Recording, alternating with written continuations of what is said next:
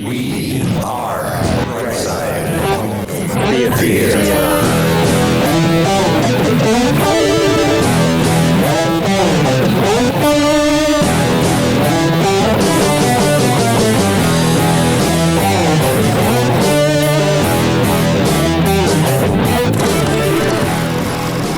Home theater fans, nerds.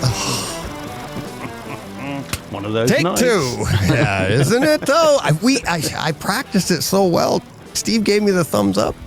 All right. Hey, home theater nerds. Welcome to the Bright Side Home Theater Podcast. A home theater podcast that's all about the experiences, not the opens. The sights. The sounds. The scenes. And we got some sights and sounds and scenes today. Tonight, wherever you are in the world.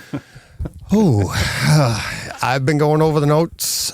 You guys haven't seen my notes. I forgot to put my stuff in there. But I think you'll be pleasantly surprised. So it's even a surprise to you too. But you're just being the man of mystery, Deej. No, not on purpose. Believe me, not on purpose. Not on purpose. We got plenty of stuff to get to. Home theater experience wise, we've got some comments we really would like to get to. I can't make any promises though, because discussions could be crazy again this week, because we're going to hit it off with Evil Dead Rise again. Just kidding. I was going to say, this is a surprise to me, but we gather once more to rise. Oh man! Let me get my gloves on. I'll be ready. Know. Yeah, Round exactly. two. Yeah. Now, are we going? Which ounce gloves are we going with? We going with the heavy, Surely the 9? the, or we the heavy ones, yeah. 30 ounce. Oh, 30 ounce. Ooh. 30. Okay. Well, you So better get how the many first hit in. rounds? Just Yeah. 2? I don't even know if I can lift my arm. Exactly. Two Just 30-second rounds. Yeah. That's what she said. No, yeah. Well, Nice. That's my were you boy. there? What's going on, John? I was a fly on the wall. I could have swore those curtains were twitching. I knew it. Yep. There you go. Oh, so people in the chat already. We started and it was like 0. I was like, wait, what? I swear I saw people in there. But Paul Van Gool, Aberguy, hi all. Steven, yeah, thanks guys. Thanks for joining us. So far, anybody else I missed? Andrew, I think. Jordan. Jordan's. Yep. Yeah, Jordan's. Yep. Zach. Yep. Looking back there, Zach. Oh, there we go. Thank you. Yeah. So we'll be going along. Any fun stuff happen this week, guys, that you want to get to now before we get into our home theater experiences? Yep. Me. The world. Steve in the front there. There you go. There we go. Two hands. I win. 2 hands. 2 hands. 2 hands. Something interesting happened this week, fellas. The world finally caught up with the Bright Side Home Theater Podcast. That's my something boy. we knew about in February. Holy cow. So let's take a moment to gloat, shall we? Not really gloat, but and I say that jokingly because I don't think we should gloat, but it's between the three of us, we have different connections in different places, and we get information that can sometimes cross-verify. And in this case, Steve happened to get some serious information back in February, and then it cross-referenced as the months went on with information that I was receiving. And what ends up happening is we put out some hints here and there, and we talked throughout the year about stuff that's going on, and maybe even had a, I don't know, Steve, a debate or two on Twitter about things that are going on, and people like, they're doing it, and I'm like, I don't think they are. And here it's like flooding the market, and some of the people that we've debated with on the social medias are like, finally they're catching on, and be like, And to be fair, Bill Hunt wasn't one of them. John Archer wasn't one of them. Bill Hunt came right out. He had same information we did, and he came right out, and he's like, finally, I could talk publicly. I saw his tweet, and I thought it was you, Steve. And I was like, oh, my God. And as a teaser to Takeover Tuesday guests, I did leak that information to a few Takeover Tuesday guests after we were done recording. I would, if they asked the appropriate information, I would give them the correct answer. Like I said, I'll always ask anything. So I'll answer anything. I'll ask anything too. Right, John? Boy, was I disappointed. But anyways, so that the whole entire Prey coming out, that is, and then obviously you have Marvel and you have, I thought there was a leak, like a month ago when they were it was kind of a funny leak, but it was like, oh no, somebody in China is just making a knockoff of WandaVision, a Steelbook. Those aren't real. And everybody was like, oh my God. And then Disney had to backtrack and say, we didn't authorize this. And then I remember I was mowing my lawn when I first heard about it. And I was like, what the hell? I had to stop and look it up. And I'm like, no, that doesn't make sense. That's somebody in the plant or whatever is like, look at what we got. So it's all real. Oh, yeah. Yeah, it is. I mean, like I said, so we knew Prey was coming. That we knew for sure. And then obviously the other ones have come along as well. So, yeah, very, very cool. And, it'll be great for you guys over there to finally get your Atmos track on it rather than the Hulu sort of 5.1 or 7.1 DTS HD track, whatever it was. But yeah, I mean, it's so cool. Disney seemed to have rediscovered physical media. Who knew? As long as you don't live in Australia, obviously. Right. Sorry, Adriano.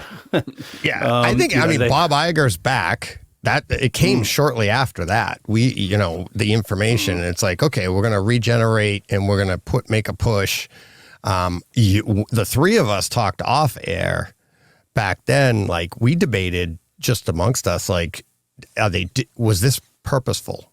And I'll put it out there because it was kind of my thing. And I think you guys you didn't agree with me, but I'm like, did they roll out Disney Plus and say, we're going to put a hold on physical media just to get this rolling? Or is this reactionary to Disney? Disney Plus didn't do what it was supposed to do. And I can see it both ways, but I do think that there's a Disney, all of these companies, not just Disney, Warner Brothers, Sony, all of these companies, they look so far ahead with everything. Look at Apple. I mean, we've got the 14 now? They're probably already up to the 20 in their buildings, right? They look so far ahead. Is it possible that they said, we're going to slow down on the physical media just to give Disney Plus, give streaming the shot? And then once everybody's hooked and we know we've plateaued, which is pretty much what they did, we go back in gusto. And here's my thing. Disney is notorious for this. They've had the Disney Vault since the 60s, 70s, it came out on VHS and then boom, pulled it right back. They've been doing this forever. It's called create and demand, everybody. That's what they're doing. And that's what they did. And now we're all clamoring for it. And we're like, thank you, Disney. Finally, you caught on to us. And Disney might be sitting there. Maybe they're not. Maybe this is all reactionary. I doubt it. But maybe they're sitting there going, hey, you're welcome. We knew this was coming. It's what you do with a fish and a worm. It's like, here you go. Hey, whoop, whoop. I have reason to believe. And it's very, very, heard that very before. good. Yeah, well, yeah, quite. Yeah. And from someone who is well placed, very, very, very, very, very, very well placed, that this is reactionary all day long. This is what way's the wind blowing this week? Quick, let's do this. And which you don't expect, as I say, from a company that size.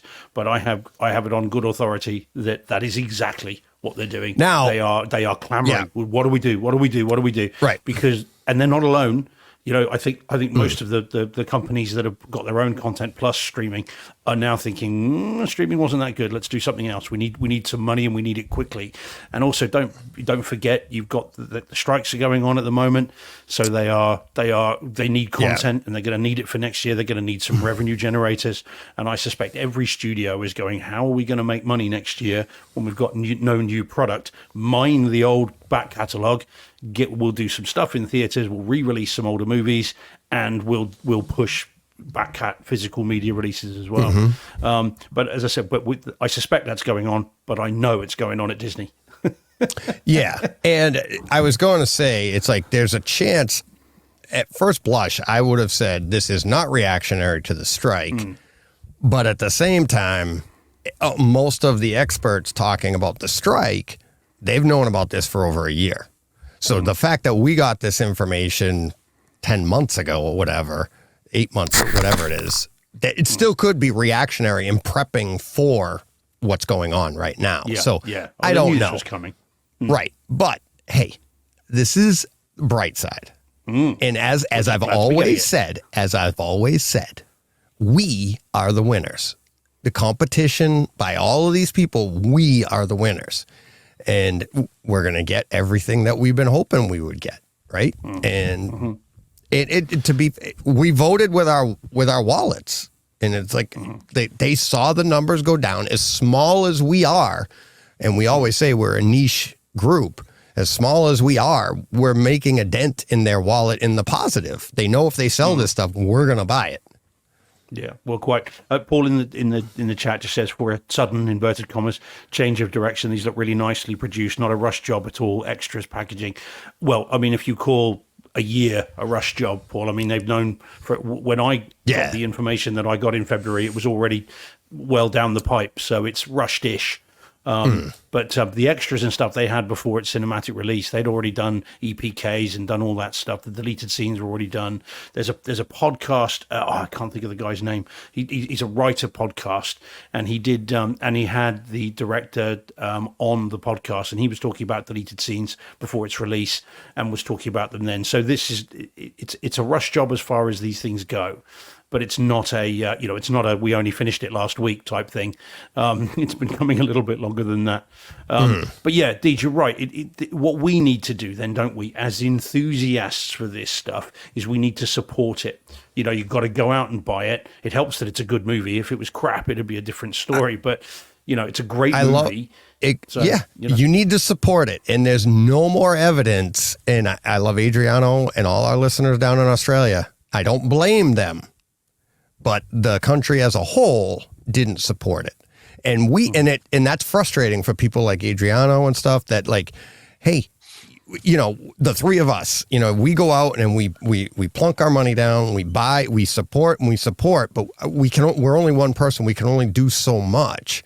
So it is frustrating when you're like, if you're an enthusiast like us and you happen to live in Australia and hey, the vote was taken and most people around you aren't supporting it. And Disney pulled out. And I don't blame them. I don't blame for enthusiasts for being frustrated, but I also don't blame the consumer that's like, I'm getting everything I want on Disney Plus. It's just, unfortunately, if you're living in a market that isn't supporting it, they're going to pull out, and because every dollar is that valuable right now. So, and it's like, I mean, you got to see it from both sides. Yeah, well, it may well be. This could be the start of a very cool time for us again as enthusiasts, because the strike for us. I mean, don't want to minimise all the poor people that are on strike and that are struggling, because I'm sure it's a very scary time for a lot of people. Yeah. Traditionally, the movie industry, the vast majority of people are not making much of a living.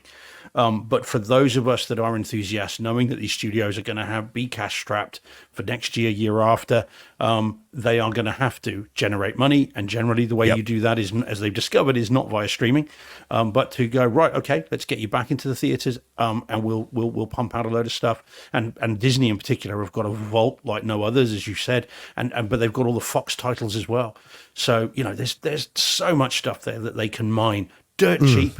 It's not like it's going to cost them a lot to pump it out. Yeah. And a lot of these recent Blu-ray discs have been mastered in 4K anyway.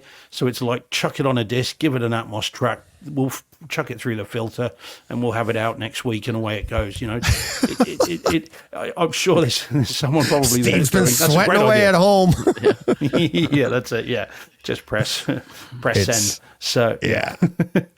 So it's very cool. I mean, what about you, John? Are you going to pick this up day one, Prey and Loki and that, or are you going to kind of wait and see, or what's your plan? No, I'm planning I don't know that I'll buy every show, honestly. Like, I'm for sure going to buy WandaVision. I'll buy Prey. I don't know if I'll get all the seasons of The Mandalorian or not. At least the first two, I will. But yeah, I mean, I'll support the product that I enjoy. Yeah. I don't know that I'll necessarily rush out and buy everything, but yeah, for sure. I mean, you think about Mando's season 2 final episode. That to but me, there's things like that I know will come in big box sets when the series wraps. You know what I mean? And I would like to buy the Mandalorian, the complete series, or some such thing like that. But for somebody like me, I'm like, that to me is like when I knew the Game of Thrones box set was coming out in 4K. I already own it with Atmos in the first 7 seasons. Right. And I knew the box set was coming, but I needed to see that episode 3, The Long Night. Right. And I was like, I had to run out and buy it. And it's just like Mando season 3, final, 8th episode or whatever. You gotta, you gotta run home and just put that final scene in and experience that in physical media. But I think you're also going to Kaleidescape it. So like a full series box set doesn't mean anything to you. Yeah, but I'll probably, something like that, like I'll probably buy it too. I own all the Star Wars stuff. Well, you might as well. Too. It's Bloodshot, so it's gonna buy it 7 come times. on, it's better than Bloodshot, right? Yeah, I own Evil Dead Rise, for God's sakes. Here we are again, round 3, and Malignant. I think right. I listen. What? Just to touch on that for a second, I listened to that back, John. Did you listen to it back? No, I didn't. It wasn't that bad. Oh, it's not. It's not that bad for us. No. We've had way worse. Jesus. I think it just took some other people by surprise. The picnic table senior year in the rain. Yeah. I mean, we were much closer than, for those listening, of course, they won't know. We talked for about an hour, didn't we, after the last show, till 1:30 in the morning here. Well, I should say you talked for about an hour, quizzing us. I listened. Yeah, well, I was fascinated. I know you were. Yeah. So it's about kind of how close you came and where that is. So even for someone who knows you guys quite well, both on and off air now, I was getting a little uncomfortable because I didn't quite know. After the fact. Yeah, exactly that. Yeah. But that was fun. It was very funny. Yeah. I didn't watch it back. I listened to it back just as I do to check audio levels and stuff. Yeah. But I listened to the whole thing back, and I'm like, listening to it, I wish I should go back and watch Steve because it really wasn't. I can understand why people are like, we did get a bunch of comments on it, like saying it was super entertaining and this is what it's all about. And so that was great. So that, we can't manifest that just out of the blue. Otherwise we'd have like a number 1 podcast, I guess. Well, yeah. It's got to be organic. Yeah. So that was fun. Well, the good news is they're working on a sequel to Evil Dead Rise, so there's more to come. Evil Dead Rises again. Yeah, maybe I should go see. How many are there before that? 3? Is that the 4th? Well, like 5. 4. That was 5. Yeah, there's 4. Yeah, that was 5. There's Evil Dead 1, Evil Dead 2, Dead Before Dawn, Evil Dead 3, which is Army of Darkness, and then you've got Evil Dead 2013, and then Evil Dead Rise, which is this one. So yeah. But you could see 2013. You could see that one and see what you think of it. I think movie 2013? Yeah, the Evil Dead. It's not called Evil Dead 2013, but that's the year it came out. It's just called Evil Dead. But you could watch that. That's you might get it. I got enough content going on. 2. Yeah, you got to tease me with like, is there a drone theater experience of the year? It's like yeah. But it is a good disc. It's not reference, but it is a good disc. But Evil Dead Rise is reference all day long. So one more thing before we get to home theater experiences. I'm going to cover this because we did get a lot of questions about this stuff. The mugs and the hats, and one ended up. So Mark was the first one this week. Mark V. He emailed me about the mugs, and while I was replying to him, I was looking it up and going through the costs and everything. I was ordering it up. And here it is. If you're watching on YouTube, this is what the mug looks like produced. And I'd have to do each one of these individually and ship it out to you. And then so it would be this plus shipping and then everything. And here's the price. It says it right here. It's $38 for the Rambler 30 ounce, $6 for custom front, then $6 for the back, and then it's $10. You get that charge anyways, and then so you're up to $50, something like that, whatever it was, and then shipping on top of that. So it came, I think, at the end. Oh yeah, it should be $60, shouldn't it? Yeah. So the $10 isn't on that yet, right? Because when you go to check out, you add the $10 on there, so it would be $60 plus shipping.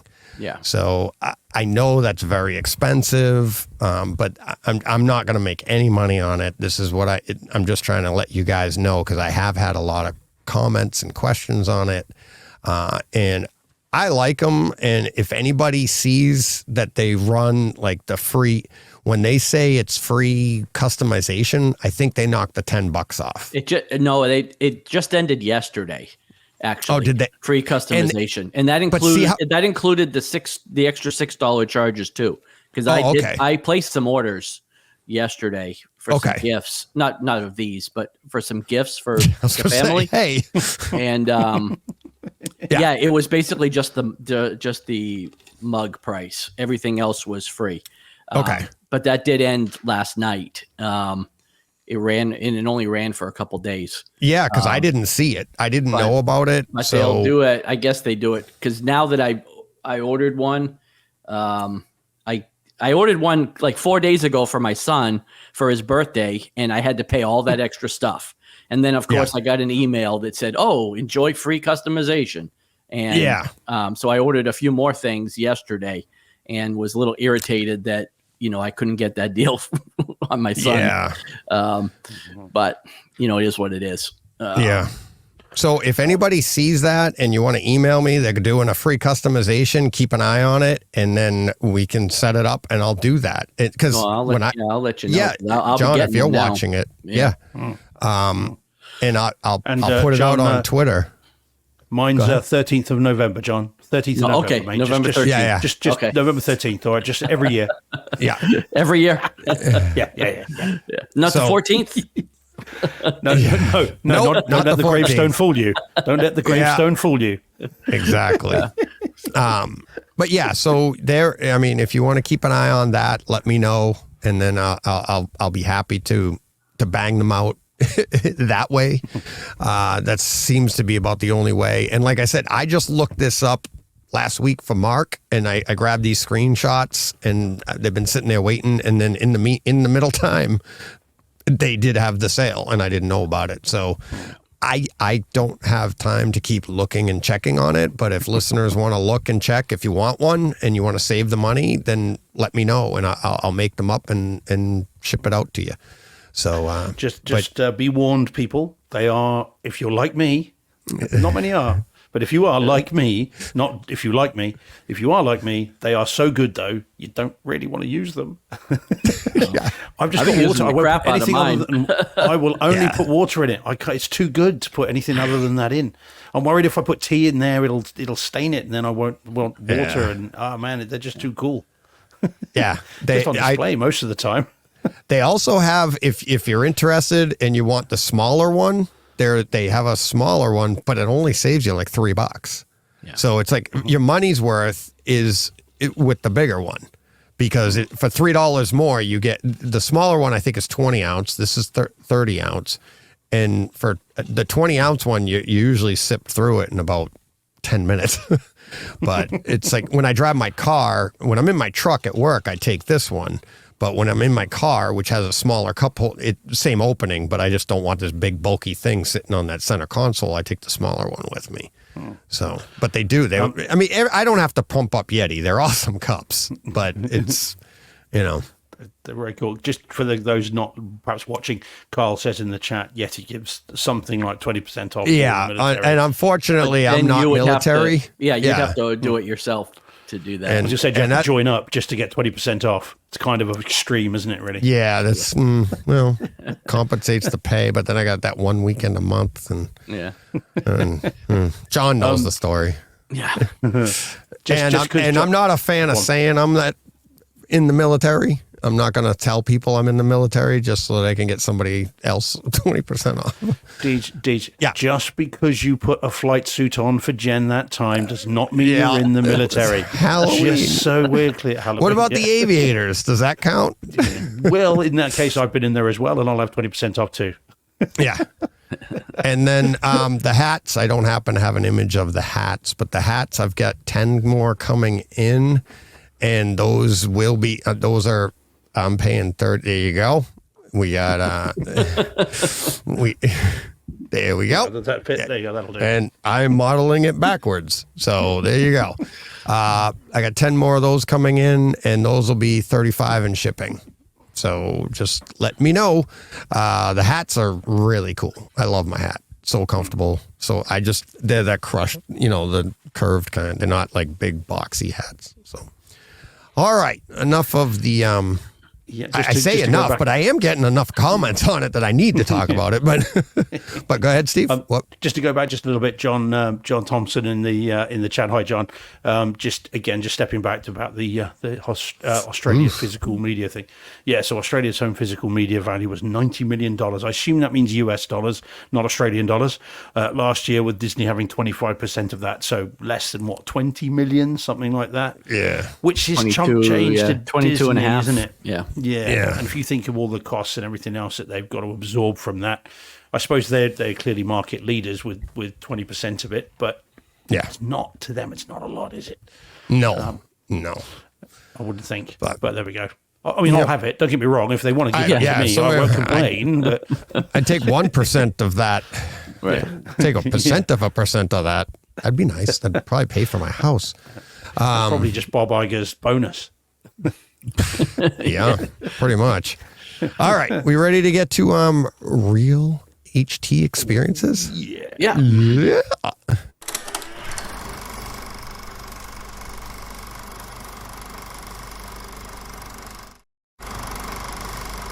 All right, boys, what do we want first? I know what I want first. Well, then do it. Your sound is still going, buddy. I know. Oh, there, it's gone. I did that on purpose. Oh, okay. Oh, I was just trying to be helpful. All right, John, let's go. What is this? Right in. Left an impression. This is the Brightside Home Theater podcast, John. What we do is... Yeah, all right. So this was Gravity on Blu-ray disc, Dolby Atmos. So for those that weren't lucky enough to get the Diamond Lux edition when it was released, I'm not telling most people anything they don't know, but it has become prohibitively expensive. What's it up to? Like $275, $250 to $300 for this disc. And I do not have it, and was not going to pay that price for it. One of the only good things to ever come out of Facebook was that I was alerted to the fact that Spain has a Blu-ray release that does include Dolby Atmos, and you could purchase it on Amazon Spain. And so I tried this about 3.5-4 weeks ago, and they sent me the wrong version of it. And when I inquired about the correct version, they said they didn't have any more in stock, and that was that. So I was like bummed, but I was like, okay, they let me keep the other version for free and gave me a refund. But then I kept seeing people posting that they were getting this version in the mail. And so I went back to Amazon and I tried to order it again. And sure enough, I received it, the correct version, the other day. So I have linked it on Twitter to a couple of different people. So for those that are interested, it is way less than $300. I think the disc price itself is about €17. And, with the conversion fees and the shipping to the US, I paid under $30 for it. So I was pretty happy to get that. And then I got another copy for free. So all in all, I did. So okay. If anyone wants a copy of Gravity. Yeah. But anyway, enough setup. I had seen this movie before, but never in Dolby Atmos. I think I watched it on HBO or something. Yeah, wow. I was super impressed with the Dolby Atmos track on this. So it lives up to its billing of it's been best Atmos track. It's been hyped up a lot. Obviously, a lot of people have talked about it. Visually, I can't imagine a 4K disc looking a whole lot better. I thought this thing looked really, really good. And like I said, I was super impressed with the Atmos track. I'm not going to go as far as saying it's the best Atmos track I've ever heard. I don't know, not now what that would be in my mind, but Evil Dead Rise. Yeah, Evil Dead Rise. But that being said, this thing is. I thought my headphones are broke. I would almost say worth the $300. Isn't it? It is good. If you didn't have the option of getting this, which now you do. So, I know, Steve, you watched it as well this week, but I'm assuming you had seen it before. In Atmos, So, do you have the Diamond Lux, Steve? Yeah, I've had the Atmos version of this for 2 years, maybe a little bit longer, maybe there when it came out. Yeah. So I had the 3D Blu-ray. Which again, I'm so over 3D, but I had the 3D Blu-ray, which was very nice at the time. And then I rebought the which had the Blu-ray, and then I've also then bought the as soon as I got my cinema room, I'm like, right, I need the Atmos version. It's fantastic. I think a 4K disc probably could do there's a little bit of polishing they could do. I noticed some noise. Yeah, there's a little bit of noise here and there. What I don't know, it's very, very minor and only fleeting, but I did see a little bit of it. But then I don't know whether that's motion blur because of the effect, and it could be, but there's just very slight noise in a couple of shots, literal just shots. But it's not a big deal. But I can only imagine how HDR could really make this even more three-dimensional than it already looks. And then we get the best of both worlds. You get 4K quality and detail levels with the 3D of HDR. So I would very happily get a 4K disc. But yeah, I'm happy with what we've got. The Atmos track, I rewatched it this week because you'd mentioned it, John. I thought now's my chance to revisit it. And I watched it at my reference level on Sunday afternoon when I had a bit of time. And it was, it's great. And funnily enough, it's great for the reasons you talked about last week with Evil Dead Rise. Right. If there's a drinking game going on, someone's going to be very drunk at the end of this. Exactly. Because it's a track that is bombastic when it needs to be, right. But this is about as subtle and is atmospheric. Bad pun, but as it can be. I mean, there is the scene at the beginning of this. You've got four different characters. Right. Four different characters, and their voices are moving independently around the room without any fanfare. No messing about. There's no clever Who's stuff. the fourth one? Isn't it like Ed Harris, Clooney, Bullock, and then the Indian chap who's the specialist. Oh yeah. The other chap. I didn't. And they're all, and well, you can add a fifth because you've also got the music. So so you've got the lyrics. So that's going around. They're all moving independently of each other, and you can sit with your eyes shut. And if someone said, right, point where that's coming from, and you can follow it around the room, and it's so subtle, it's great, and it is purely, I reckon, for people like us. Oh yeah, yeah. It's just for us to go. But yeah, you're right. The best Atmos effects in this movie are just talking.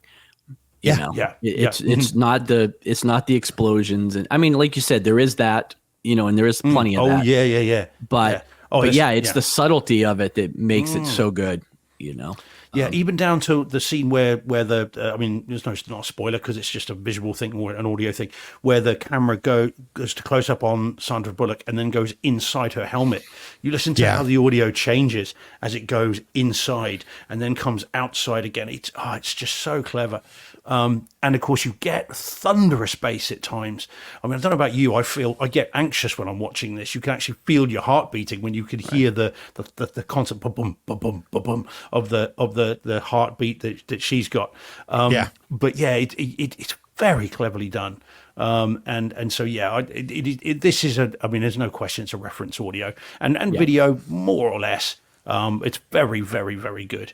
Did you watch it this week, Deej? Did you get a chance to rewatch it as well, or have you just seen it? No, I've seen it so many times. We've talked about it as whenever we've done something on the show for best reference Atmos track, and this one always comes up. And I've always said that it's the simplicity of it that makes it the best reference track, and will continue to, because there's movies like when I did Pacific Rim, it's so confusing. There's so much going on, and in every single scene it's just an onslaught of sound, right? And it's fantastic.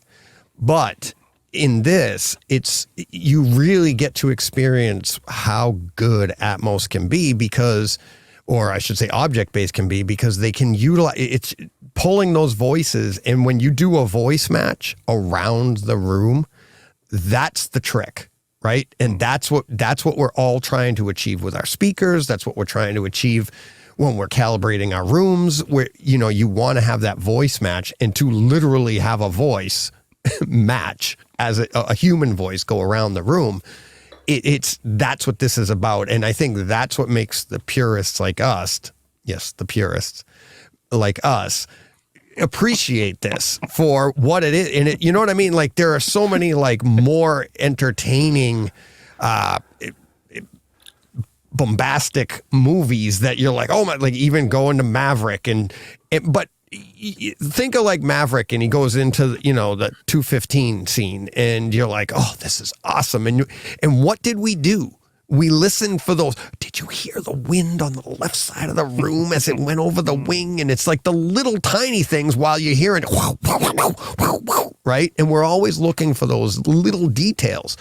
Well, Gravity, it's all little details, right? And it just makes it, and you're like, oh, and you get to experience it in every single scene, and you're just like, and when there's dead silence, you're like, oh, I can hear my projector.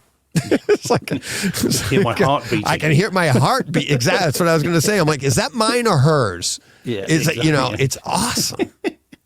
It is very, very good. Just to quickly, Abagai, I mean, it's been answered in the chat. He says, are Blu-rays region free or only 4K?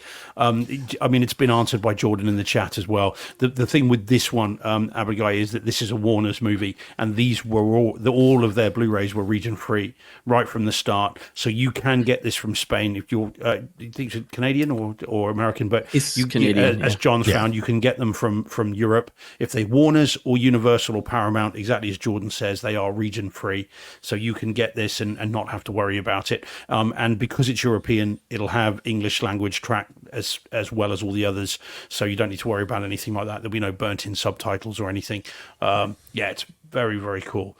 And then, I mean, it's quite ironic really, because this was directed by a Spaniard, so it's all good, John. So it seems about right. There you go. John, did you get a chance to take in the silent? Not yet, but I definitely am going to, because I'm curious to see what it's like. Yeah, I was surprised to find that on the disc. Most people that hadn't mentioned that it was included. Yeah, but yeah, it was pretty cool when I opened it up to see that was there too. So I haven't been as impressed with the disc. I'd say it's that and Logan, in the black and white version of Logan. Yeah, those are the two that you're like, ooh. Like Logan, that's the only way I'll watch it now. I absolutely love that. After, I watched it in color, then I went to black and white, watched a bunch of the extras, but watching it in black and white, you're just like, it's incredible. When you watch, after you're done, I can't wait to see what you think, but it's like, it's very close on like, maybe this is the way it should be watched. Because it's just that good and that engaging. Have you watched that, Steve? No, I haven't. I saw it on the disc. I haven't. It's just time. Yeah. Oh yeah. No, I know. We're very lucky that we get these alternate versions. Like Frank Darabont's The Mist has got the color in the black and white version. The black and white version's better. Funny enough, that's coming out in 4K next couple of months. And also, of course, Fury Road has the black and chrome edition, which is and so that's black and white. Although I haven't watched that either. I love the color in that. I know that George Miller says that the black and white one's what he had in mind when he did it, but I have to say I like the color in that. I think the desert colors, the blue sky, and which one is this? Sorry, this is Fury Road, Mad Max Fury Road. Oh, Fury Road. See, that one I did it. The black and chrome edition. Yeah, the black and chrome. That one. Yeah, I liked it, but not like I liked Logan. Logan to me, I was just like. I actually think that, well, I thought he said it, and that's the way it was meant to be seen. and then they put out the color. And when you see the contrast, especially in 4K, and you see that contrast and everything, how it's shot, you're just like, oh, it just really sucked me in really good. Loved it. Steven Att says, not seeing the 4K version now on the Amazon Spain. It's not 4K. It's just the Blu-ray. Yes. If you go to my Twitter post, I've linked it twice. Once to Mike Schramm, I believe, and the other two Aber guy. I'll be happy. Who's in the chat? So yeah. Mm-hmm. Sorry, John. Oh, I say I'd be happy to give the link to Steven if he can't find it after the show. But So John again in the chat says, anyone who worked on the film, as it was a 3-year project, had a sign in the frame store saying gravity gets you down. Very nice. Which reminds me of the joke in Futurama where is it Captain Zach Brannigan is crashing and he shouts, "You win again, gravity." Yeah. Great. All right. So I can't wait to hear what John thinks of the alternate. But all right, is that good on that one? Are we good? Yeah. So good. All right. Let's try. Let's see. This one here, I can't wait to talk about for numerous reasons. Go ahead. So this is Tombstone. You can't just say Tombstone. You've got to say the modern day masterpiece that is Tombstone. That's how it shouldn't be said any other way. Unfortunately, it's only the Blu-ray. Although for reasons we'll talk about, I'm not sure the 4K could look a lot better, to be honest. This is one of those discs we talked about a couple of weeks ago where we were just saying, well, actually, do you need 4K on some of these? Because I watched this. Now, this is the second time I've seen it on Blu-ray. The first time it must be that I've seen it in the cinema room, because I was absolutely blown away by the video. I have some issues with the audio, which we'll talk about in a minute, but the video on this was excellent. I mean, the movie is fantastic. No, anyone that likes Western has heard of the word Western. That'll be enough. See this film if you haven't, and hopefully everybody in this chat has seen it about 100 times. Because if you haven't, you need to sort that out. Oh, good man. I did. Yeah, and I beg to differ. Okay. Maybe I'll explain on the next movie we're going to talk about, but there's a rhyme to reason why I did this one here. I too watched it, and I think this is begging for 4K with HDR. Begging for it. Yeah. Alrighty. Well, I just so in terms of what I like the video in this, I thought that there are a number of shots. The stories of this film are legion. Okay, George P. Cosmatos is the director of record, but apparently it was Kurt Russell that directed this, and George P. Cosmatos was kind of the figurehead. That's what I have been told. But as I say, there are lots of stories about this movie. But there are a number of times in this and a number of shots in this where you get close-ups. And those close-ups on the disc, I mean, I can't speak to the Kaleidescape version, there you go, are ludicrously detailed. I mean, I snapped some shots for Twitter, so if you go onto my Twitter feed, you'll see those as well, with that, where every crag and every mark and pockmark on Sam Elliott's face and the sheer beautifulness of his moustache, and all of everybody else in it just looked fantastic. And there are some sunshine, sunlit scenes and sun up, sundown that look really, really good. I thought, as video wise, it looked absolutely, there we go, it looked absolutely fantastic. And I would not be sure how much an HDR version, or certainly in 4K, how much extra detail it would pull out. I thought it looked absolutely fantastic, and was very, very pleased with it. The audio I have some issues with. This is a weird thing because this is in 5.1 DTS HD MA, or at least the disc is. Deej, I don't know if yours is different. And same thing. Thought for large portions of this film, the rears were almost silent. Including in the bar scenes and stuff, when there's a lot of people in the bar, and I genuinely thought at one point either I've selected a stereo track by mistake and I checked it, or there's something wrong with my rears. as it were. Don't jump in there, John. Okay. I was waiting. So now, whenever I say rear, now I'm always like, wait a minute. So I actually got up at one point, went to the back of the room and stuck my ear against one of the rear speakers to just check that they were working, because they were just silent for when you'd expect there to be voices and movement and all the rest of it. But then when you get to the OK Corral and you get to the, the whole kind of end thing where there are horses, huffing around the room, suddenly the rears came alive, and it was actually then, it's just a bit of a dated mix. And because when the horses do come through, you get nice bass rumbles, and you do get, they do move front to back, and there is some, some surround, but nothing like I was sort of hoping for. And again, sorry to use the word again, anyone doing the drinking game, I think we're spoilt by Evil Dead Rise and things like that with the atmospherics and constant noise. Well, John and I think so anyway. Yeah. Right. Constant noise. I've listened to it back. I agreed with you guys. I don't know why you keep saying John and I. I agreed with you on the audio all the way through, and I kept telling you that. I just don't like the movie. Jesus. Anyway, just kidding. Evil Dead was rising throughout this. Yes. They were constantly rising right now, and so more than my blood pressure. Yeah, exactly that. So I was disappointed a bit with the audio. On the whole, it was okay, but I thought the video was really good. Anyway, so tell me then. I'll allow you to retort. Okay.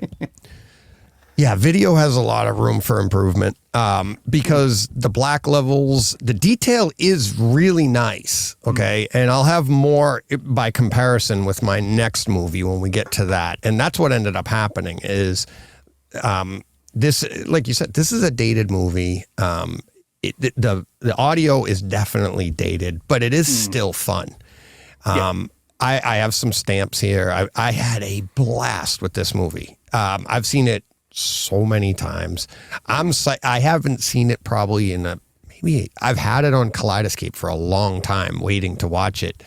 And I was like, I just was like, every time a line came up, I was like, oh, I'd say the line before. And it's like, that at the end, it's like, when he said, he's like, hey, what are you doing this for? Talking to Doc Holliday.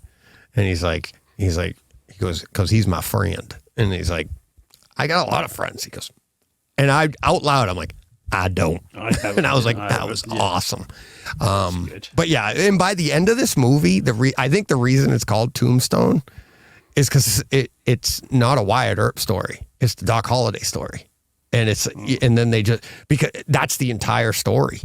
I think it's awesome. It's one of my favorite movies, and you forget that when you haven't seen it. But it's like it's just got line after line after line, and Kurt Russell is amazing. He's like, it's funny when you read about Wyatt Earp and stuff after the fact, like the years that followed this and everything, and it's watching this movie. He is like and at that time, he's like a modern day celebrity. Everywhere he goes, and he has to dismiss everybody, which is hysterical, right? And it's just like, get away from me. No, he kept saying no. But the opening of this, how it opens up in that little tiny black and white screen, and this is where it's like, yeah, this is where whether it's Blu-ray, I think the 4K would be even more amazing. But they open up with that tiny black and white screen, and then they go to that great transition of full screen. You get great bass at the opening, and it is a wow moment, right? And you're just like, your screen looks amazing, and that's what can be impressive. But then as the movie settles down, I was noticing just the grain, it just didn't seem as clean as it is going to be. And I think the way things are going, and this came out, I looked it up, this came out 30 years ago on Christmas Day. So I would be shocked if we aren't getting the 4K remastered for Christmas. And I mean, I would be shocked if that isn't what's coming. But as far as the audio, I didn't think it had the punch that modern tracks have, right? The gunshots, they were great. This is a fun ride. I recommend anybody, if you have the disc, watch it. If you don't have it, grab it. It's probably, I think it's like $14. take it in, enjoy it, because I think when we get the 4K, this is that good of a movie that, like I said last year, every opportunity you can see Maverick before the 4K drops, enjoy it. And then when the 4K comes out, you'll be able to really see the difference and hear the difference, because this has room to improve in both of them, but it's still a blast to watch, both as a home theater experience and as a movie itself. And I mean, as a home theater experience, it's at 2920. They're shooting in the theater, and the gunshots are going around, and it is all around you. I really enjoyed that. I thought that was good. At 42 minutes, the music, when they run out the horses, we'll run it out of them. Remember that scene? The music just starts exploding, but then it does move into the room, and it kind of, and a lot of the score does this. It comes off the front stage and stays kind of in the middle and around you. I don't know if you experienced that. Maybe it didn't. Yeah. I don't know if it went to the back, but I felt like it was cool, like how it moved off the front stage. So like if there was dialogue, you could hear it. The line. I love this one. You must have got a chuckle out of this, Steve. He'll be less apt to get nervy if he's on the street howitzer. Yeah. Yes. I wrote that one down. I'm like, the street howitzer. It's a great it's just line. A throwaway line as well. Yeah, it's just isn't throwaway. It? Yeah. I mean, we all know the one for each is line, I mean, but that one was great. At 1:22, 1 hour, 22 minutes, thunder and lightning, the sound, really nice, really crisp.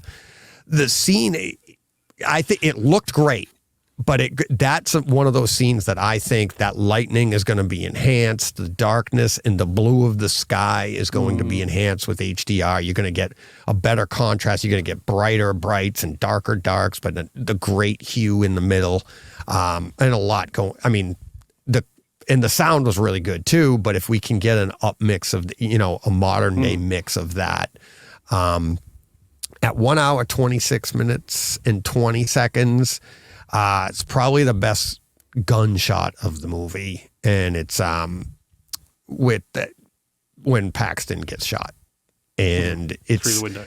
Yeah, that's probably the best gunshot of the movie. It's not, I can't say it's fantastic, because it's missing that bottom end, right, Steve? Like, it was loud. I mean, the gunshots in this movie are loud, they're powerful, but there's no extra bottom end punch that you get in other modern tracks. Yeah. They're of their time, and I suppose also we are talking six guns. We're not talking. In real life, they just pop like a cap. Like a firecracker. In my experience, I've found them to be louder.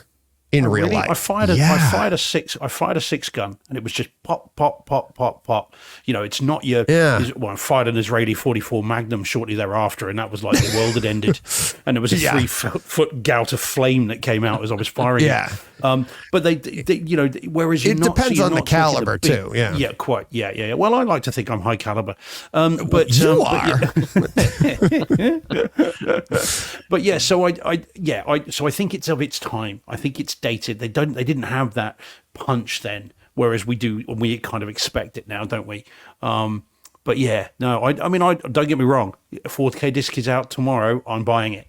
But but I was so pleased with how it looked. Just a bit disappointed with how it sounded, and I really hope that they will, that they'll give us a new object-based mix. That'd be great. Yeah. Just wait till Van Gool said that it's on Amazon. Blu-ray is on Amazon for $5.99. $5.99. That's a steal. Grab it. Yeah. That, just go for it. And unlike lots of titles, I think this is the only release that there's been. I don't think there's, so it's not like you're only looking at lots of different special editions and different versions. So get that one. It'll be the same as the one we saw. The director's cut seems to only be on the DVD release, right? Mm-hmm. Yeah, I think so. Yeah, but it's such a good thing anyway. You've just got to get it. And John, obviously Mike Schramm says his favorite Western, not even close. It's Yeah. very, very good. It's not quite my favorite, not quite, but I really, really like it. Yeah. And then John just mentions, because we were talking about how good it looks.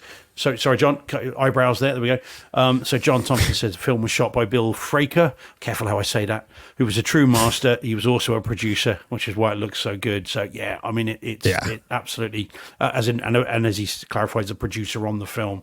So, as I say, the stories about this movie are legion. If you go onto IMDb and look at the trivia thing, it goes forever. What is good to know, though, is that lots of the dialogue, because I always figured this was about as realistic for history as, it's just about any kind of Hollywood movie. But actually, lots of it were taken from the OK Corral papers, the Tombstone papers at the time. The Doc Holliday's line about, he said, "I've got you now, Holiday," and he says, "You're a daisy if you do." That's an actual line. He said it. It's recorded in the papers at the time, and things like that. So there was genuinely a lot of effort been made to give it some historical kind of resonance. So yeah, it's very, very cool. And this should be at the top of anyone's list if you haven't seen it. Oh yeah. The image I'm showing right now when they're walking with that fire behind them, the tree, it looks beautiful, but I know that we could get like deeper, more detail in their jackets and stuff coming at you, and the fire itself is going to be brighter. This image here, I can't wait to compare. This is an early in the movie. It's the reflection, them looking at themselves in the window.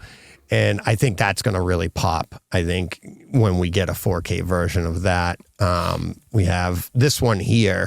I love the shot of this in the movie because this here, it's like you see him, so it's like against the blue background, and then his face is like opposite colors, so he pops off the screen. But then you do that, and I talked about it. They did it in Lord of the Rings a bunch of times, and they go boom, and it's like that just pops in your room because you just had a predominantly blue and you go predominantly orange, which are opposite, and you're just like, what? It just messes with you on every level. But look at how it lights your room up too. It's like the sunset is in your room. Can you imagine that in HDR? It's almost blinding. It'd be great. Oh, it's going to be great. It's going to be great. Feel the heat. Yeah. And then this is, just as the end credits, and they kept that this is when they showed them walking. It was just not historical pictures, but yeah, so much fun. We need to have a word with Paul Hurt. Sorry, John, eyebrows again. Right, we need a word with Paul Hurt. Wait, I know, I'm assuming he means Tombstone. Wait, I have seen it. Need to see it again. It didn't really stick for some reason. Probably saw it on TV when visiting my folks. Right, well, there you go, Paul. Sort yourself out, mate. Come on, what's going on? Oh, so you're letting the British end down, mate. Yeah, goodness me. So it's great. Wow. So next week, what's next week's Western? I know we've got one for John coming up in a minute. I think I'm gonna do Bone Tomahawk, but that's not just a Western. Funny enough, they just announced a U.S. Steelbook that's coming out in a couple of months. Oh, okay. Not a 4K one, though? No, I believe it is. Bone Tomahawk. 4K. I think so. I saw something about it. It just struck me because I had been looking for it earlier in the week, and wasn't able to find anything. Yes, I have. As a matter of fact. John, oh dear, we might be going again here. Yeah, I'm going to have to watch it, but we've got to be careful with spoilers, Deej. Well, go on, yeah, then. I already kind of know, right? I loved it. I'm giving boxes of popcorn in this. I loved it. Wow, loved it. You want to talk gore? That's how you do gore, my friends. Oh yeah. You get into it. It makes you go, ugh. And when they're digging around and doing stuff, and the sound in I watched both. I watched this one first, and then because of Kurt Russell, I'm like, all right, I gotta do Tombstone. And then I saw Steven is doing Tombstone. I'm like, well, that lines up perfect. So, but I had already watched this, and I went right into Tombstone, and that's why I say if you go and watch this is a more modern movie done in. It's only 1080p. I watched it 1080p DTS 5.1. The gunshots in this one, fantastic bass. And it's in the opening scene and the title scene, right? The title page, you're like, boom, you're like, holy crap. If you didn't know better watching this movie, I would say, like, if I just had you come in and I'd be like, guess what codec and what resolution, and you'd have a hard time. And it is that good. This one here, I would say I'd leave it alone. This is one that, and I thought that before I watched Tombstone. Then watching Tombstone and literally hours apart watching these two and being like, oh, okay. Imagine if I had the detail that I had in Bone Tomahawk that I have here, if I got that on Tombstone. And I think that's the only reason. Otherwise, I probably would have dead on agreed with you, Steve, because Tombstone is just that dramatic. It is that good that you're just like, wow, that's just amazing. And it's like, in the way it's shot, the way they cut from one scene to another, just like the example I gave of like Kurt Russell and then they're riding from the sunset or whatever, or sunrise, whatever. But seeing the difference here, it's the opening of Bone Tomahawk, fantastic bass, the picture, the weight, the sepia tones, is that right? Like inside, it looked like it was shot as a Western, and it's slow. If you haven't seen it, I'm not going to lie to you. I loved every minute of it though, because it's setting you up for everything that's going on. And by the end of the movie, you're like, oh my God, what did I do? What happened? It's like, what did I just sit through? That was brutal. It is absolutely brutal, but it was like 43 minutes. It's not a spoiler at all, but this is so much fun. Doesn't really say much about the story. The horse's hooves, the different bass sounds. So they take off, a bunch of guys on horses, they take off, they're on, I said earth, they're on ground, but then they go across a wooden bridge and then back onto the ground, and listen to how they pan, and two, the different bass notes of the horses. And then when they hit the wood, obviously it's going to sound different, but there's a feel to it too, that obviously we didn't get it at all in Tombstone. There's a different feel there, the deep muffled bass that you get by like horses on earth, and then the crisp bang on wood. It's just, that one was really cool. And 3 boxes of popcorn, haven't done this in a while, 3 boxes of popcorn at 1 hour and 8 minutes even. Patrick Wilson hobbles across the screen from right to left. It is the slowest pan in cinematic history, but it is fantastic because you're just like watching him go. And like I said, this is a slow movie, but he has to get from one side of the screen to the other. And it's like, he's outside and he's just, you get this nice big view, and here he comes and you hear it. It's, right, Steve? It's so slow. Yeah. When was the last time you saw this? Last year it would have been. I mean, I've seen it 4 or 5 times at least, if not more, because I mean, this is, again, it mixes 2 genres that I happen to really like. Yeah. And obviously, the second half is all me. So yeah, no, this is a fantastic movie. Again, I think again there might be some discussion to be had about whether this is for everybody. Because I can imagine some people going in thinking, "Oh, great, it's a Western. It's going to be just like Tombstone." No. There is the genre of the film changes. Again, the example I gave a couple of weeks ago was like From Dusk Till Dawn. But it's not. See, that was misleading to me. And I actually I love Dusk Till Dawn, and I would have loved if it did the Dusk Till Dawn thing, but it doesn't. It's actually it's more well grounded. It's, you could see this. It's that, you know what I mean? Like Dusk Till Dawn takes on a supernatural effect. Oh yeah, sorry, that's not what I mean quite so literally. Yeah, see, that's what I thought. I was like, I'm like, no, sorry, no. Right, what I mean by, you've got 2 genres of films that are one's over here, and they've gone, right, let's put those two together and see what happens. And I don't want to say what the other one is. I said it a couple of weeks ago. Anyone that's seen it will know. But DJ's got it right on the screen. So, well, that's the description of the movie. Yeah, well, I know, but I'm just saying it's right on the screen. Yeah, no, fair enough. So you have got two totally different genres, and the movie shifts gears completely from one to another. And I suspect there are some. If you go into this thinking this is Tombstone, you're going to have a rude awakening when they get to the cave. Because it then goes full on cannibal horror, and so some people I think we ought to give that warning at least, because some people will be like, "What the hell did you just told me to watch?" You need to be aware that this film takes a turn. Yeah, and it's a proper job, and they don't shy away from it either. But I think as that type of a horror, it nails it.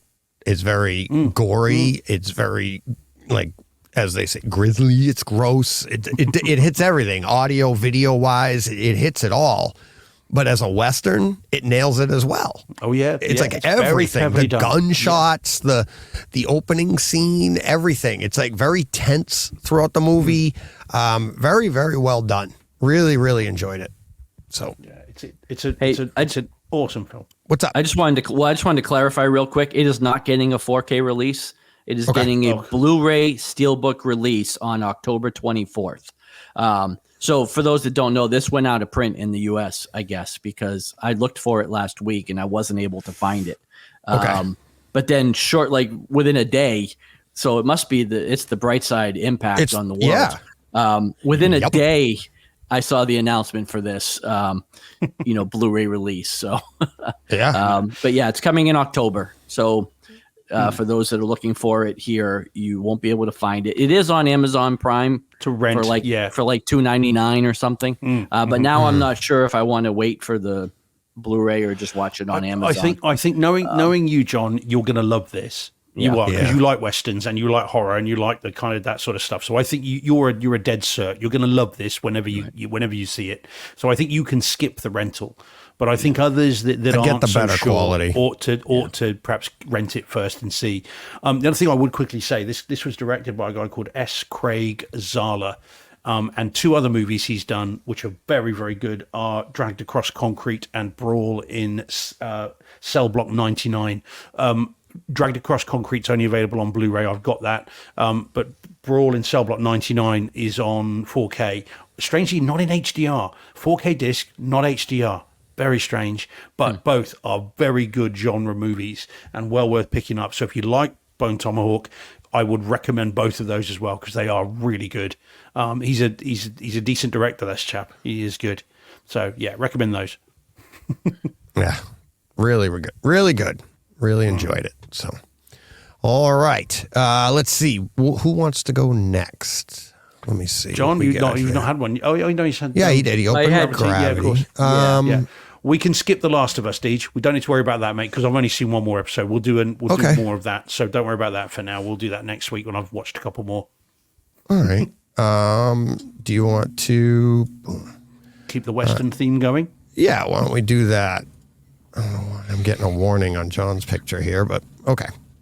Let's go with Pale Rider. Yeah, so this is Pale Rider on Blu-ray. Apologize for the photo, but this was another movie that had no intro screen. It just went right into the film.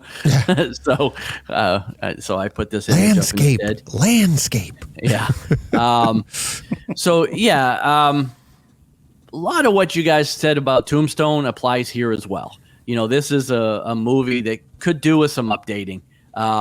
For the Blu-ray disc and for what it is mixed into Neural X, it was fine and very enjoyable. But I think this, there was some parts of the picture quality that could definitely do with some HDR and some 4K upgrades. Same thing with the audio. It's a Western, so there's lots of horses, there's lots of hooves, there's lots of gunshots. But kind of like what you said with Tombstone, DJ, they don't have the punch that you get with an object-based mix. This is a fantastic movie. I'm assuming we've all seen it. This is one of my favorite Clint Eastwood westerns. And I really had a great time. I hadn't seen it in quite a while. But I did see a lot of room, I think, for a potential improvements with 4K. So I'm not going to go on too much more about it because we kind of talked it through with Tombstone. This is a dated movie that definitely could do with some updating. But if you haven't seen the movie itself, it's well worth the watch. I've owned this Blu-ray for a long time, so I don't know. I can't imagine it's more than $8 to $10 on Amazon at this point. It's been out for a long time. But if you haven't seen it, this movie is fantastic and well worth the watch. So, yeah, it's these older movies. Oh, here we go. What's this? Sorry, BJM just says in the chat, no love for Dolby surround upmixing. Of course I do. I'm assuming, we upmix it all the time. Yeah. That doesn't. It's default, upmixing doesn't add extension to your bass. It doesn't add things it doesn't add frequencies, I should say. All upmixing is going to do is going to utilize all the speakers that you have available, and it's only going to play the track in that way. So it's and honestly, I've been doing a lot of 2-channel stuff recently, just messing around with AirPod Pros and stuff, and you can do 2 channels. And I've said it millions of times on this, not millions, thousands of times on this podcast. You can do 2 channels perfectly and have a scene from Maverick, have the jet go all the way around and behind you and over your head with just 2 channels. If it's mixed properly, right? All these extra channels do is allow everybody in the room to experience the exact same thing, and it opens the sweet spot. That's all it does. So my TV's about to shut off, my monitor. But anyways, so upmixing is only going to utilize the channels that you have for the mix that it was given. So if that mix isn't going to pull that sound around the room in 2-channel, it's not going to do it when you upmix it either. If that mix doesn't go below 80 hertz, it's not going to do it when you upmix it either. So upmixing is only so good. And a lot of the modern tracks that we talk about, we love it. We upmix everything, and you'd be hard pressed to say whether it was a direct object bass or if it was an upmixed Dolby, surround or a DTS master audio. Mm-hmm. So Travis, we just watched the assassination of Jesse James. Ooh, you're a witness, by the coward Robert Ford recently on Kaleidescape. Must be Western Week. Yep. That's a movie I haven't seen. I've seen it once. I've got it on Blu-ray and really enjoyed it. But it's a movie that requires investment in time and concentration. Yeah, you've got to you can't. It's not Tombstone. It's certainly not Bone Tomahawk. It's it's a character study. It's a really, really interesting movie. But you've got to focus. And so I think that's why I haven't gone back to it yet. But it's very, very good. Yeah, but Travis in the chat and Brad Pitt. Yeah, Travis in the chat from today's Takeover Tuesday. Hey, Travis, thanks for Takeover Tuesday. Had a blast, as we said. So much fun. Did you guys get to hear that one? Yeah. I haven't yet. I've not had a chance yet. It's been a mad day. So BJM says, upmix with Dolby Surround instead of DTS Neural X. Well, on my receiver just upmixes whatever's on there. Yeah, if it's Dolby, if it's True HD, it'll upmix to Dolby Surround. If it's DTS, it'll upmix to Neural X. I think we've talked before briefly about people choosing one over the other, but I don't see the point in that. No. If it's upmixing, it's upmixing. The codecs are virtually identical, I think, and it's just let the receiver take the strain, I would say. DTS Neural X will run your. If people have compared it, I've never really worried about it, but supposedly DTS Neural X will run your overheads a little hotter, so that you'll experience the overheads a little more. So if you upmix a Dolby mix with DTS, supposedly it runs the overheads hotter. I just let Dolby do Dolby and DTS, do DTS. So that's me too. I try not to run anything extra hot, and I want it the way it's supposed to be. Mm-hmm. So, but yes, getting back to Pale Rider and Westerns and all that.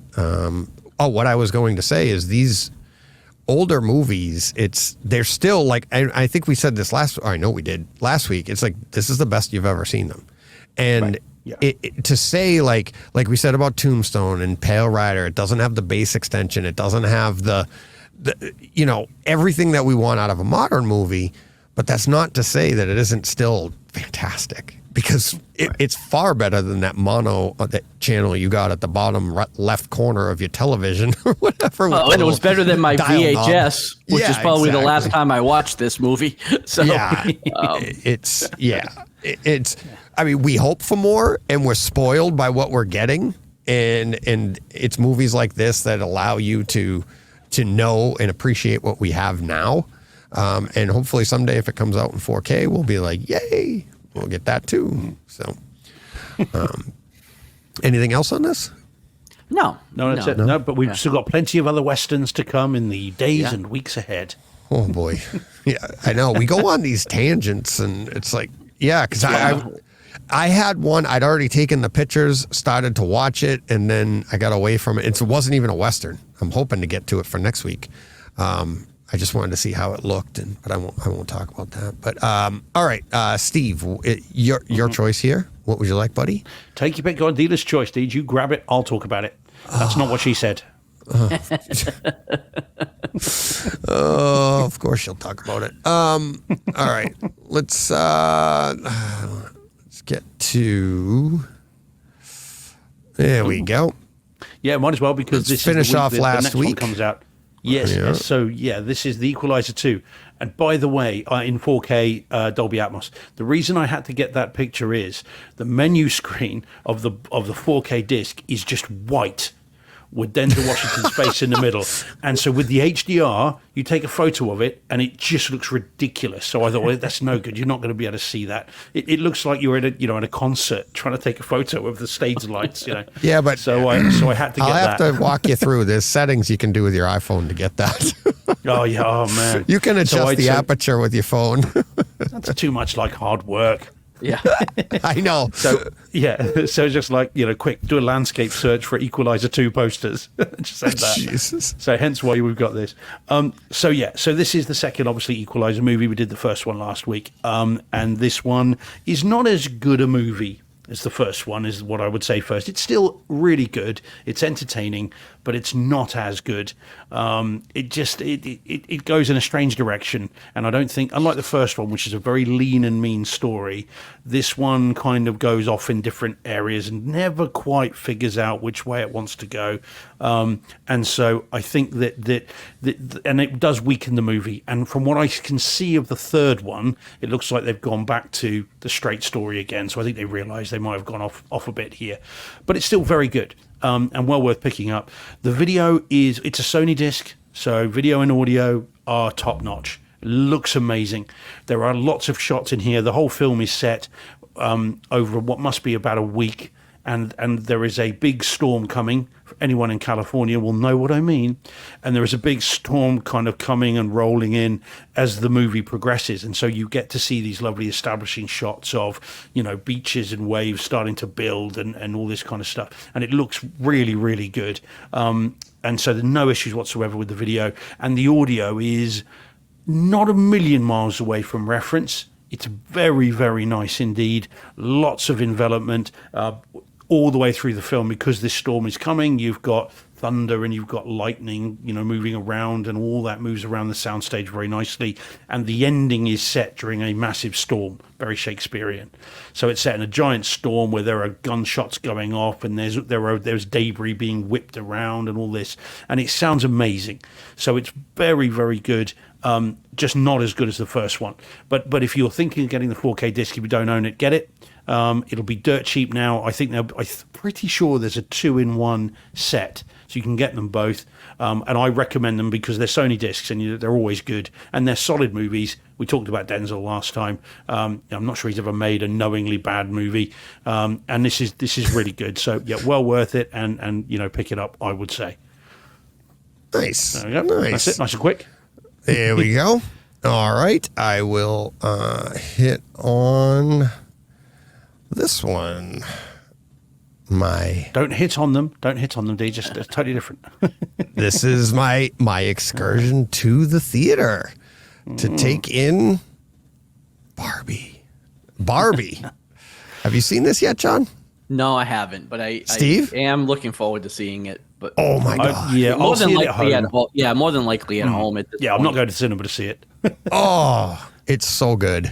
It really is. It really is. It just, we ended up hanging out in the parking lot afterwards, talking about it in true Briggs fashion, because, Meg's got to get in her car. My wife and I are driving home, and we're just sitting there, we're chatting away about it. And it's so good. I think this is going to be so much fun as a home theater movie too, because it's these pictures, I snapped these pictures just as the movie was starting up. And when you see these at home, at the extreme like contrast and colors, the pastels and the HDR on this is going to be amazing. The sound on this is going to be amazing. It is going to be a lot of fun. And I had so much fun with it, cracking up through it.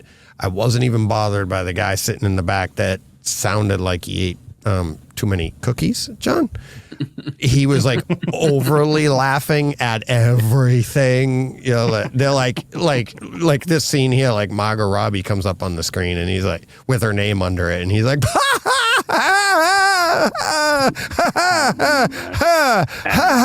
and you're like, gosh. I don't know. Cookies don't do that to me, but nobody does this normally. It's like, I don't know if he was there to try. And it's like, and there was some laugh out loud stuff, but you know how usually in a movie, if they put a laugh out loud, there'll be an audio track to drown out a lot of the laughter. So you can laugh comfortably. This guy was laughing at the most inappropriate times. And it's like, cause I laughed out loud, like you can't help it, but it was loud in the room. The movie was loud, and I was like, there was some good one-liners. There's some, it's a great conversation. You watch this movie and people's perspective on it is fantastic. It's hysterical to watch people argue. It's great. It's so good. I am looking forward to seeing it. Wild Horses won't drag me to the cinema to see it, but if people are there doing things like that, I'm even less inclined to go. Yeah. But I do want to see it. I am looking forward to it. But yeah, that's why Cinema George is better. Because then if anyone's laughing like that, it's me, and I don't eat cookies. So right.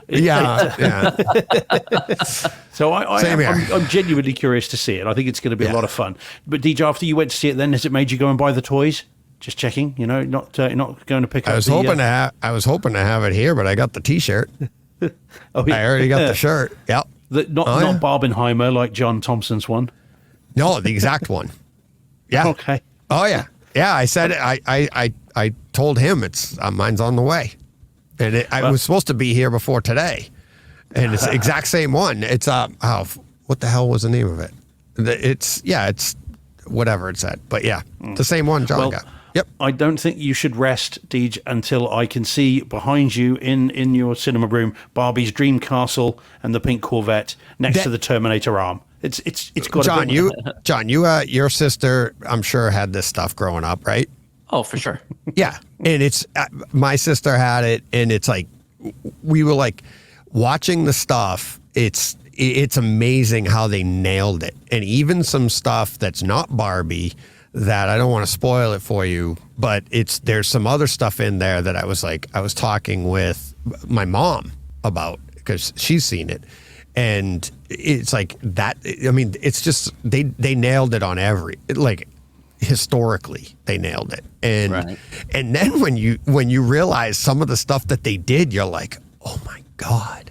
It's like what they were doing, the stereotypes that they were trying to hit on, and they were trying to do, and it's just like, oh my god, it's just hysterical. And you're like, this is another one of those. It's so great that this came out the same weekend as Oppenheimer, and I think the two movies, you couldn't have two more vastly different movies, but yet exactly the same on subject matter and how they nail just culture and what has gone on, what's going on, and what will always go on. It's great. Really, really good. So Let's again, see. eyebrows again. What's this? So Travis just says in the chat, Yeah. thinking about hitting our little 33-seater for Barbie, still cheaper than what Warner is charging to pre-order. That's what I know. Kaleidescape, isn't it? Yeah, Famously yeah. charging a lot.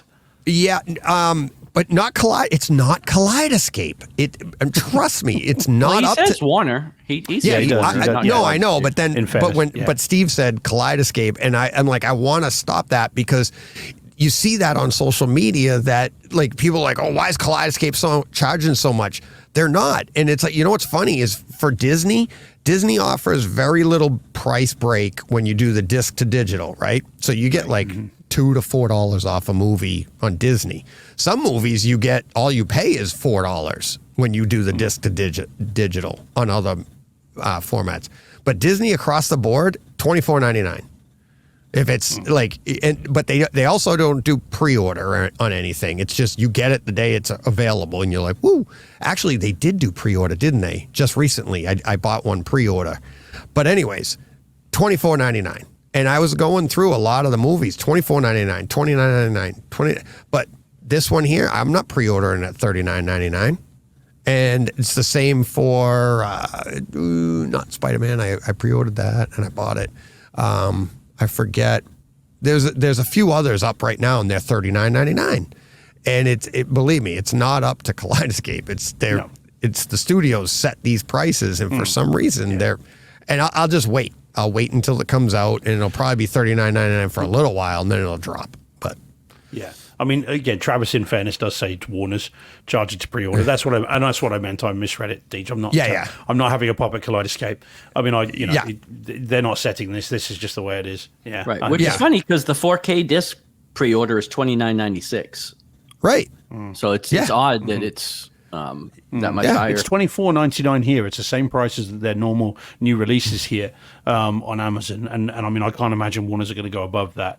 But obviously, it's £50, so yeah. Yeah. I probably like Batman. The Batman. I paid the $39.99. You know, there's some movies I've bought for the $39.99, but Because they might run out on release day. correct. Yeah, you want to be at You the got to front make of the sure queue. you get Well, that pre-order in. I'll tell you what's nice is when you don't pre-order it, I don't know if you get the email or like when I pre-order a movie, I usually get it before they even announce it on Kaleidescape that it's been out. And it's like, I'll be like, I'll get my email saying or an update on my phone saying, oh, you're getting this movie tonight. And I'm like, oh my God. Right. And nothing has been released by anybody. And I'm like, oh, wow, that's cool. So that's a fun part of having the pre-order, but I'm not paying $39.99 to run back and see Barbie again. I'll wait until it drops a little bit, as much as I loved it. But yeah. So, all righty. Let's see who's up next. John. Here we go. Let's hit on this one. All right. So this is The Pope's Exorcist, which dropped this week on Netflix. Funny enough, I had no idea this had even come to Netflix. My wife pulled it up. I somehow saw it on her phone. She just said, hey, let's watch this movie, which blew me away because my wife does not enjoy these type of movies. But it does star Russell Crowe, who she does enjoy. So I think that had something to do with it. But yeah, this was on Netflix, Dolby Atmos, Dolby Vision. I actually really enjoyed this movie. I heard mixed reviews on this.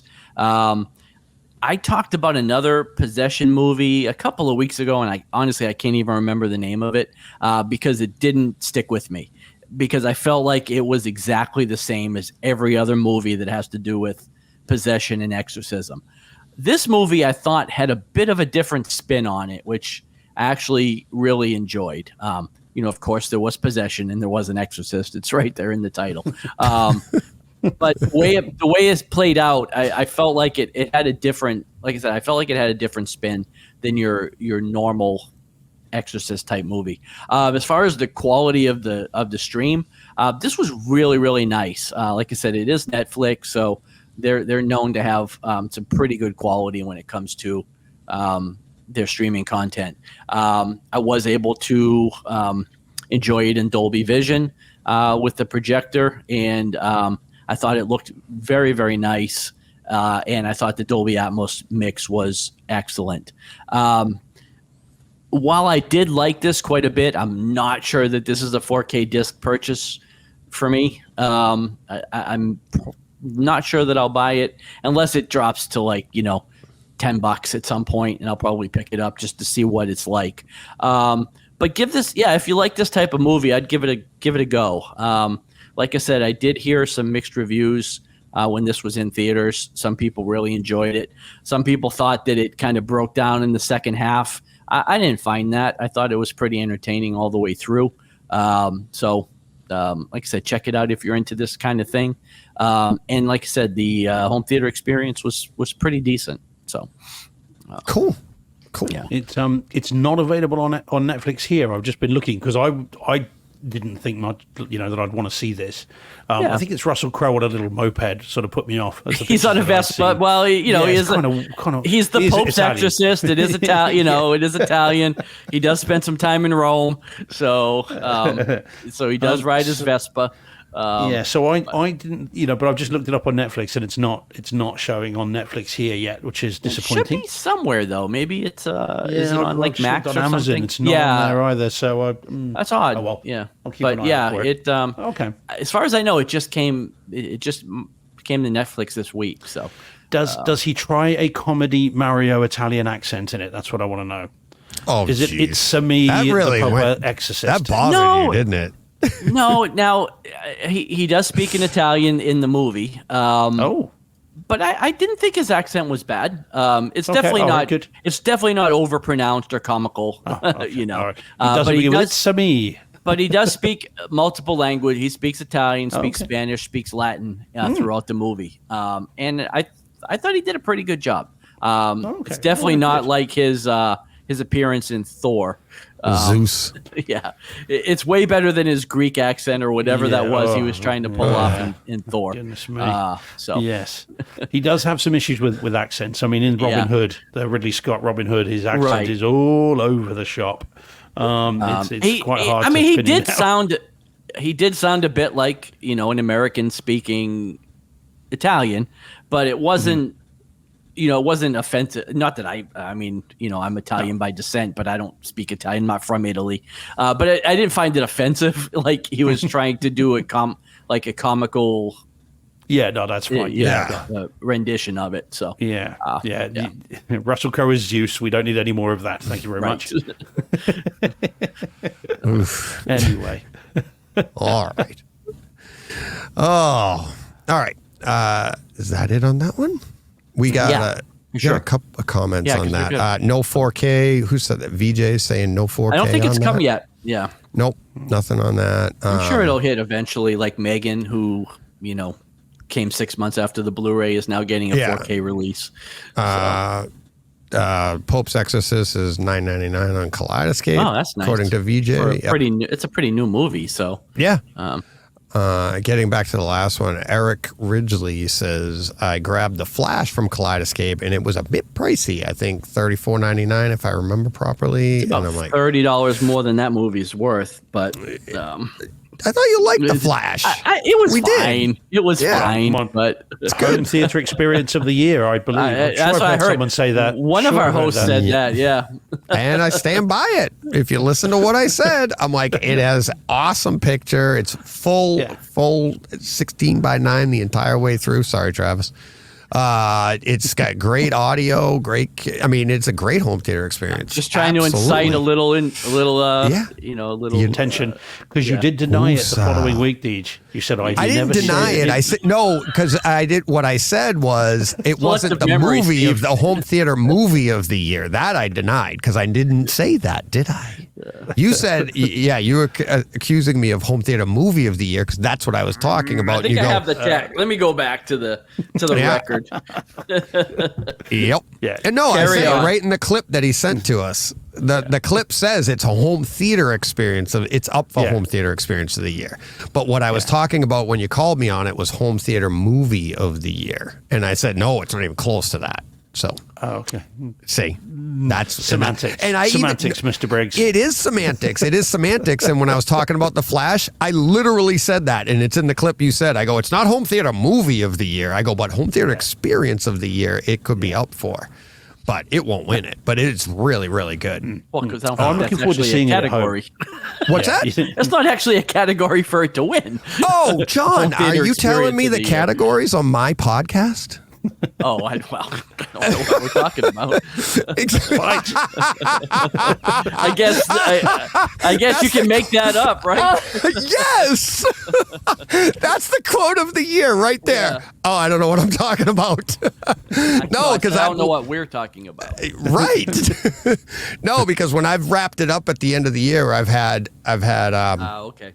Ralph on and then Jeff from HD Report, and we all hit on different things. And I'm usually talking like the home theater experience, and they'll be talking about like the movie of the year, or but now that I have I you was guys, thinking something where there'd be statues, and industry people involved. well, yeah, but they're even at the statues and industry people, they don't do a home theater movie of the year. That's what hence why I said that. Right. I think we all know, we've already had that Evil Dead Rise.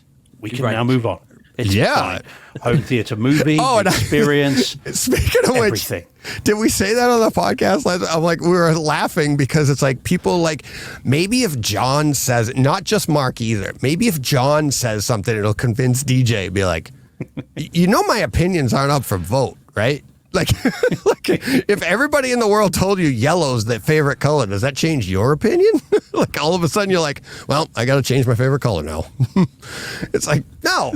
So, no, it's like the old Seinfeld, like the movie of, when we do our wrap up at the end of the year, and we'll see, where everything lands.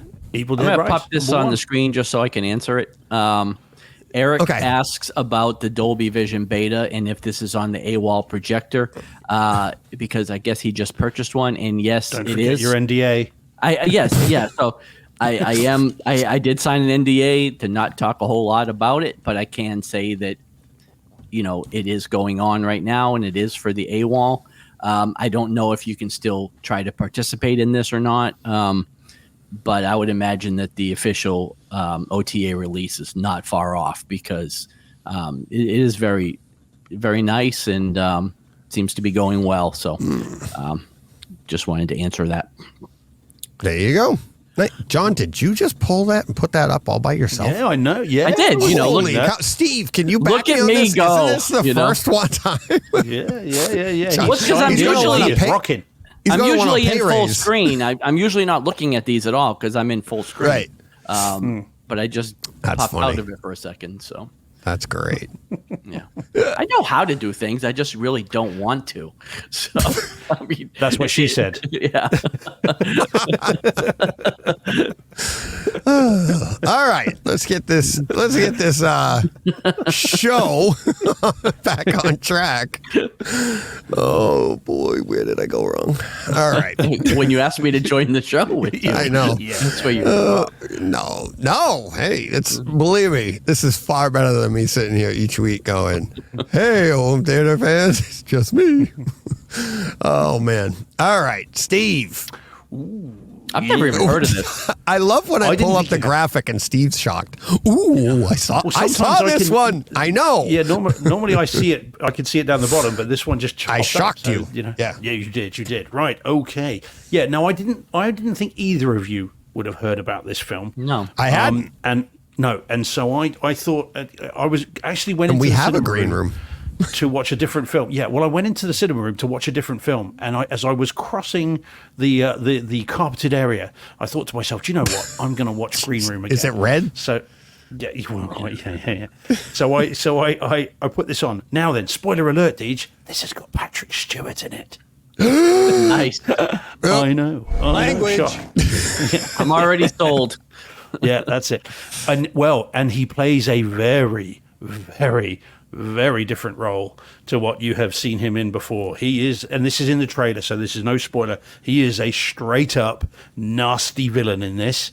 And this is like a role you've never seen. And apparently, famously, when he read the script for this, which he read in a his country pile over here, he was so perturbed at it that he apparently set his security system, closed all the doors, and went and had a large scotch, and then said, "That's the part I'm playing."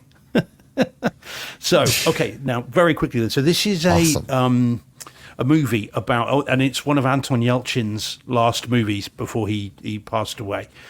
So this is a film about a group of kind of struggling punk rock musicians. They're just kids, really, and they're touring around, and they get offered the chance to go to this gig in a place in the middle of nowhere. And they get in there, and it turns out that the patrons of this particular bar and establishment are neo-Nazis. And they're punk rock, so they do what they do. And after they have finished their set, they witness something that they shouldn't have witnessed.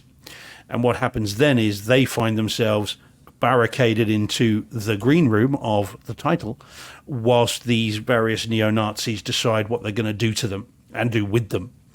And what then follows is a very tense, brutal as all hell assault on the senses, basically, where you've got Patrick Stewart and his crew on the outside, not of the Enterprise, on the outside, and then you've got these kids inside, and it's about what happens. Now, it is full on, it is brutal, there's no messing around with this, and it's interesting because there's a lot of dialogue in it where you don't always hear it first time, and you're not really supposed to. It's supposed to be very real, in inverted commas, and I really recommend it.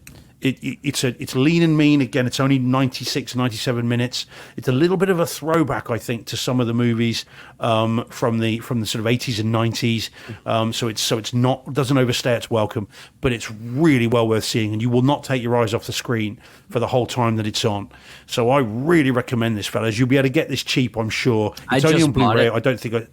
Good man. You'll enjoy it. I think you will. Amazon has it for $7.67 for those that want to pick it up. Then go for it, guys, because it's really good for that. Yep. Yeah, there you go. We really must get that affiliate link done. It's not just the listeners that No, I know. money. I'm kidding. Yeah, it's just fun that we get to cost people money and make money for other people. It costs me money too. So that is true. We're doing it to ourselves. So yeah, no, I recommend this guy. This is again, it's a properly well-made film, and well worth seeing. And if you're in the mood for it, I think it's one that you could watch with the other half as well. Although prepare them for the fact there is violence in it. Is it on Kaleidescape, Deej? Yeah. Oh, good 4K, man. How much is it? Dolby Atmos. oh wow, The whole nine. Oh, okay. Now that's interesting. Yeah, we'll be curious to see what you make I of that. bought it. Because this is only 5.1. Yeah, it's only on Blu-ray and 5.1 over here. Yeah. So yeah, it'd be very interesting to see what that does. But yeah, I think you'll get a kick out of it. I see Travis in the chat saying again it's 824, so it's worth a watch. Yeah, it's a really well worth seeing film, and again, I'll be curious to see what you both make of this.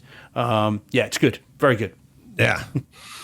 Yeah, it's. I'll have it tomorrow. DJ's got it now. Yeah, Yeah. he's already watching it.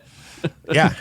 Green room. Yeah. Hour 35. 4K There you go. HDR. Audio tracks. Interesting. Atmos. 4K HDR with Atmos. Yeah, Amazon only had Blu-ray, so Yeah, I don't know how the 4K will look because it's very grainy, as you can see from the picture of the thing. It's a grungy movie. It's meant to be down and dirty, but the audio could be something very special. Yeah. So, But what's fun, sometimes those movies that are meant to be down and dirty, like that grainy, like I've been talking about with Oppenheimer, I talked about with Travis, and it's like sometimes that can enhance it. A lot of times it does, because if it's shot right and the effect they're going for, that can enhance that stuff. So sounds awesome.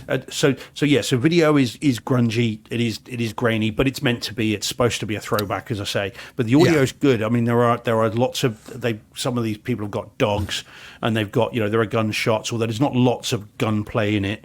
The music and stuff and all there'll be bass heavy, and it is good.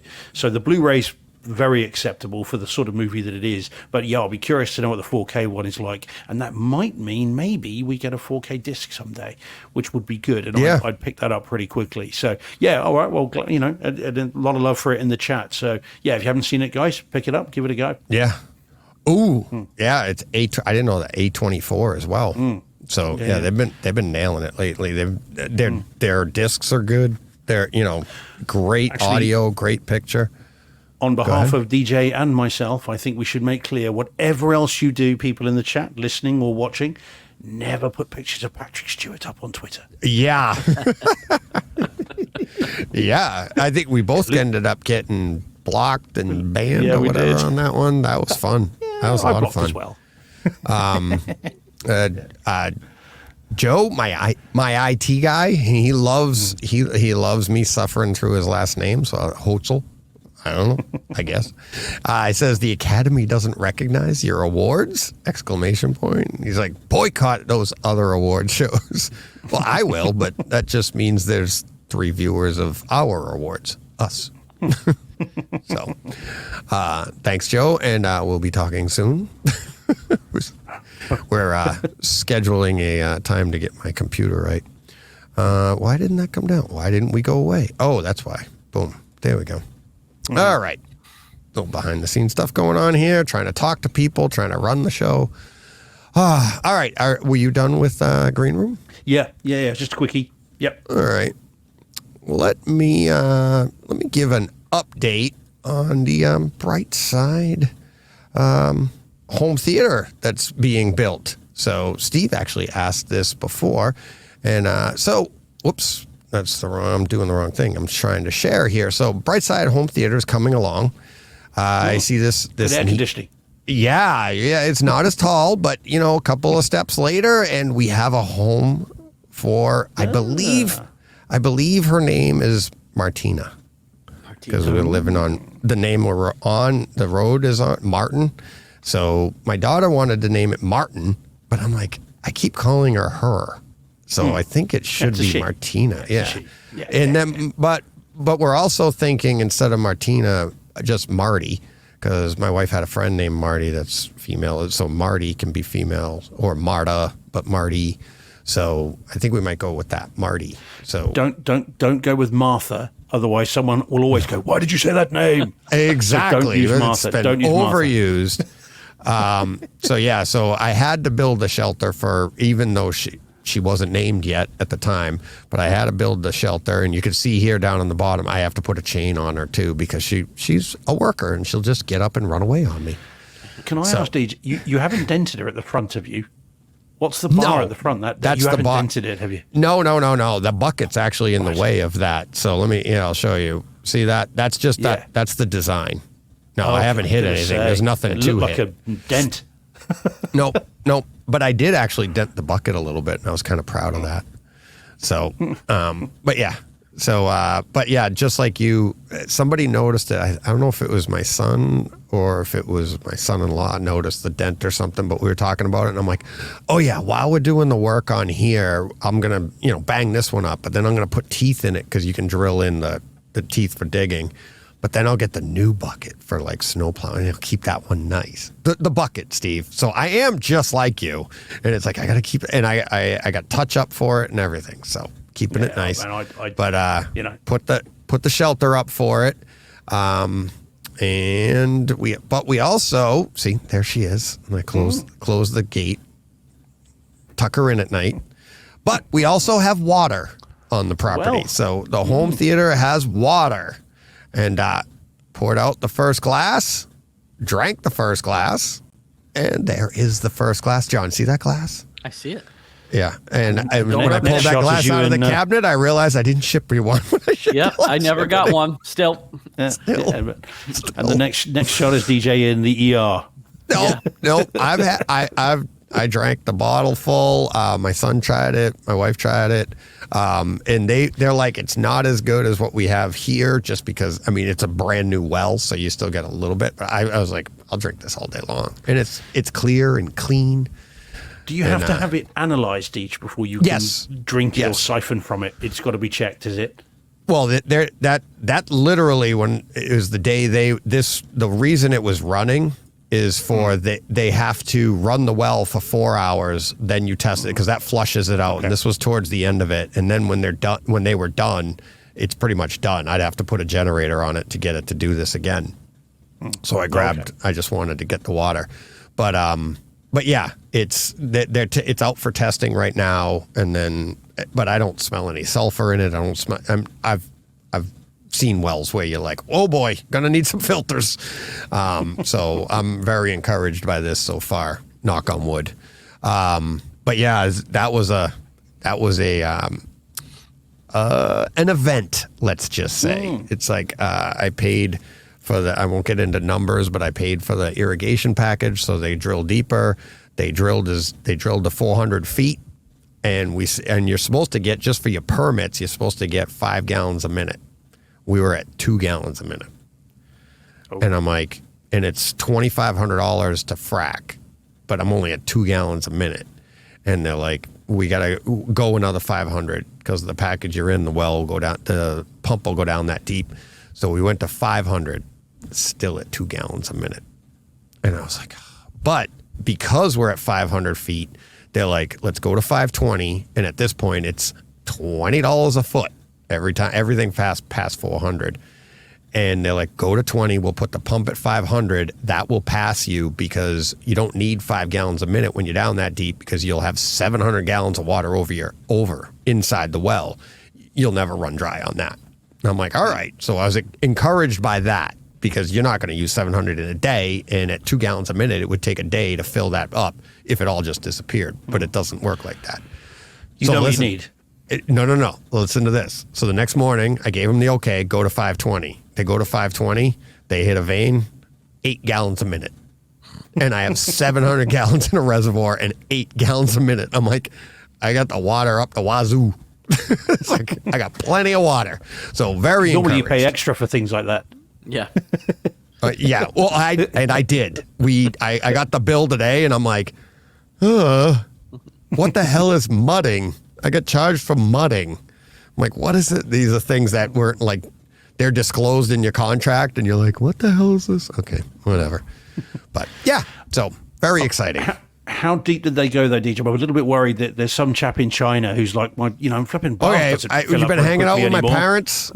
You're like, my parents made that joke. Like, yeah. Nope. There's a lake draining in China somewhere. Yeah. Follow the well. There's a drought on the other side of the earth. Not climate warming. It's Bright Side Home Theater has all the water it needs. There you go. So that's all that matters, right? You made the mistake of not getting Bruce Willis in first because he knows how to drill. Oh my God. I was hanging out with the drill guys and we're talking stuff. And I swear to God, I almost watched Armageddon this week because of that. Because they're drilling, they're like, brr, and they're putting the bits in. And oh man, so funny. 20-foot bits. But yeah, but I did. Armageddon was going through my head while I was standing there listening and watching. All right. Who's up next? John, right? Yeah, last one more. Yeah. Dude, we'll do this quick because we're running very late. Yeah, and we're going to have some fun. So here we go. And we'll have fun with the last one, too. Yeah, so Snatch. This was 4K Blu-ray disc, Dolby Atmos. One of the best movies ever. This is one of my favorite movies. I love this movie. Have not seen it in a long time. Have owned the 4K disc for year and a half, almost 2 years, and never watched it. I don't know why it popped into my head. I watched this right after the show last week. For some reason, I got up from the table, went and had dinner, and this movie popped in my head, and I pulled it out and watched it. For a 4K disc, this thing is excellent. I think the Dolby Atmos track on this is fantastic. The video quality on this is great. And yeah, this is one of the funnest movies that you'll ever see. If you haven't seen it, highly recommend it. It's Guy Ritchie, for those that don't know. Brad Pitt, Benicio del Toro, Jason Statham, Lenny James, you name it. There's a million people in this movie. And I can't imagine a lot of people haven't seen it, but if you have not, you should watch this. It's great. So I hope that was quick enough. I don't know. Well, not quick enough, because I saw it too. Yeah. After seeing you in the notes, I was like, oh my God. And I've had this on my Kaleidescape. I'm like, oh my God. And it is. It's so good. It's so good. And it's, what's funny is it's so many movies all together, right? It's Ocean's 11, but it's also, and we talked about this one a couple of weeks ago. And I think, Steve, you said you hadn't seen it, not Snatch, but Get Shorty. It's like that too, and some of the same people are in it too, and it's, but it's so good. And I got a couple of screenshots here. It's like this one here. Did you get this, John? The words as they come in to tell you, and it's not subtitles if you listen into the audio only, but the words will come in and tell you like time frame. But this one here came from the right rear of the room and goes whoosh, right to the middle of the room. It's really cool, right? Yeah. But then there are words later that come from both sides at the same time. And they go, whoosh, and then they meet in the middle. And then I think on that one, didn't they have like a split screen shot and you heard the people talking on each side? That was really cool. Really, really. I mean, they really worked it up on this movie. And I got minutes and stuff, but like I say right from the opening. Well, I say even right from the opening scene, the robbery at the jewelry store or whatever it is, jewelry exchange. I mean, the Atmos, that thing just hits. I mean, it's gunshots, it's glass breaking, it's pandemonium all over the place. Yeah. I think, I just opened up my notes. One of the best audio experiences from a drama that you will ever hear. Absolutely. I think, hands down. What do you think, John? Yeah, it's like I said, it's fantastic. I hadn't, like I said, I hadn't seen this in a long time. Last time was probably the Blu-ray, which I'm sure was very good. I don't think I saw this. Actually, I'm positive I did not see this in the theater. So it has to be the best it's ever been for me. And again, for a movie I've seen a number of times and really enjoy, I was thoroughly engrossed and entertained with this disc. So so let me go they're quick. Knockout at $21.20, 3 boxes of popcorn. I mean, it's just fantastic. Bass, everything, awesome. Elevator Ricochet at $38.30, 2 boxes of popcorn. 1 hour, 13 minutes. If you're watching on YouTube, this is the image that's on YouTube right now. 1 hour, 13 minutes, 40 seconds. The guy on the right wants to look like he has a gun. And did you pick up on this, John? And he goes, just very subtly, he just takes his hand and he slides it inside his coat. Yeah. So it looks like he's got a gun. But he's the only one of the 3 that doesn't have a gun, but he wanted to look threatening. Watch that. It's just so fun. It's not an audio video. It's just acting. And it's like he's sitting there and he realizes he's not imposing enough. So he opens his coat and slides his hand in there, but there is no gun. It's the funniest thing. Which he's the most imposing of the 3 of them just by being there. Right. But he has no gun. And to see him do that, it's just so, and that's what this movie is like too. The one-liners again, it's just a great movie.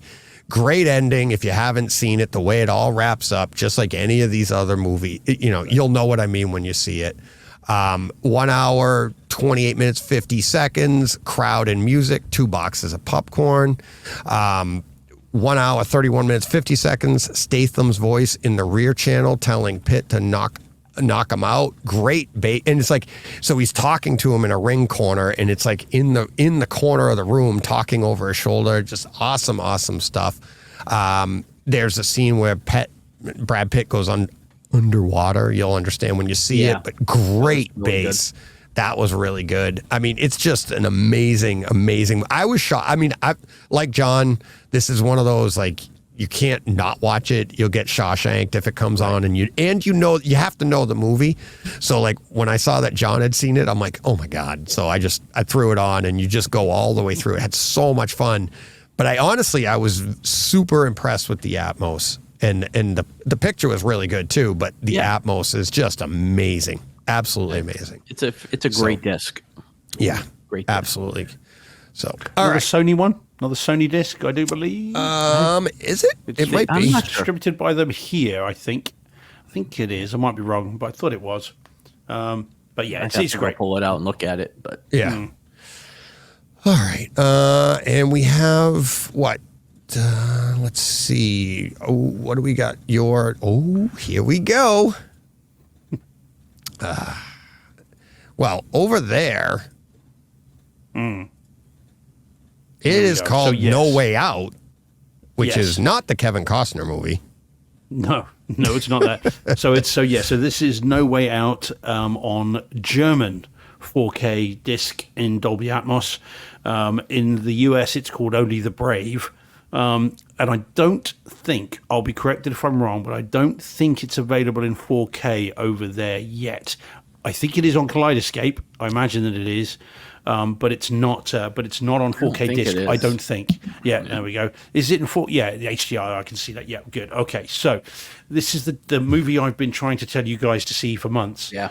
And is a Jonathan Liebsman film. This was the warm-up for Top Gun Maverick. And it's got a number of the same people in it. Jennifer Connelly's in it. You've got Miles Teller in it. And a number of people that then went on to work with him again in Maverick. And it's the true story about the Granite Ridge Hotshots, which were a group of firefighters, brush firefighters.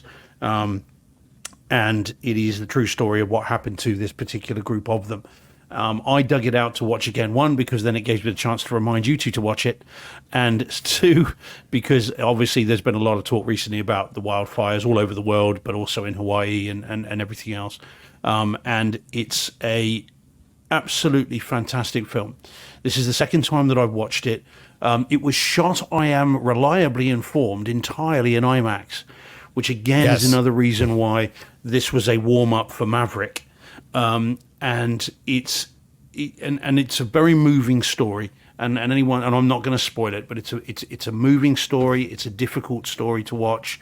It's a true story. The way that it's supposed to be. Yeah, quite. And it does genuinely pull at the heartstrings at times. It's a really well told film and told story, and it's never less than interesting from start to finish.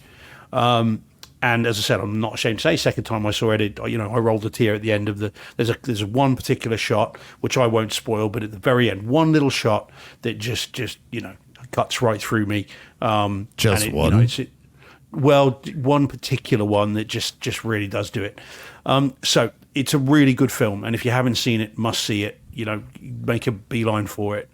Now, the 4K image quality is fantastic. And just beautifully shot. I mean, if you didn't know it was on IMAX, you'd suspect it was on IMAX. It doesn't ratio shift though. No, I don't know if the Kaleidescape version does. Mine doesn't. No, it's one ratio. Yeah. But it's beautiful. It's digitally shot. The landscapes just look gorgeous. I mean, the landscapes that are meant to look gorgeous look gorgeous. The ones that are meant to look desolate look desolate. The ones that are meant to look threatening look very threatening. And it really does give you a perfect sense of just how difficult this job must be for these poor souls. Really, really difficult. And then you get the Atmos mix as well, which is superb.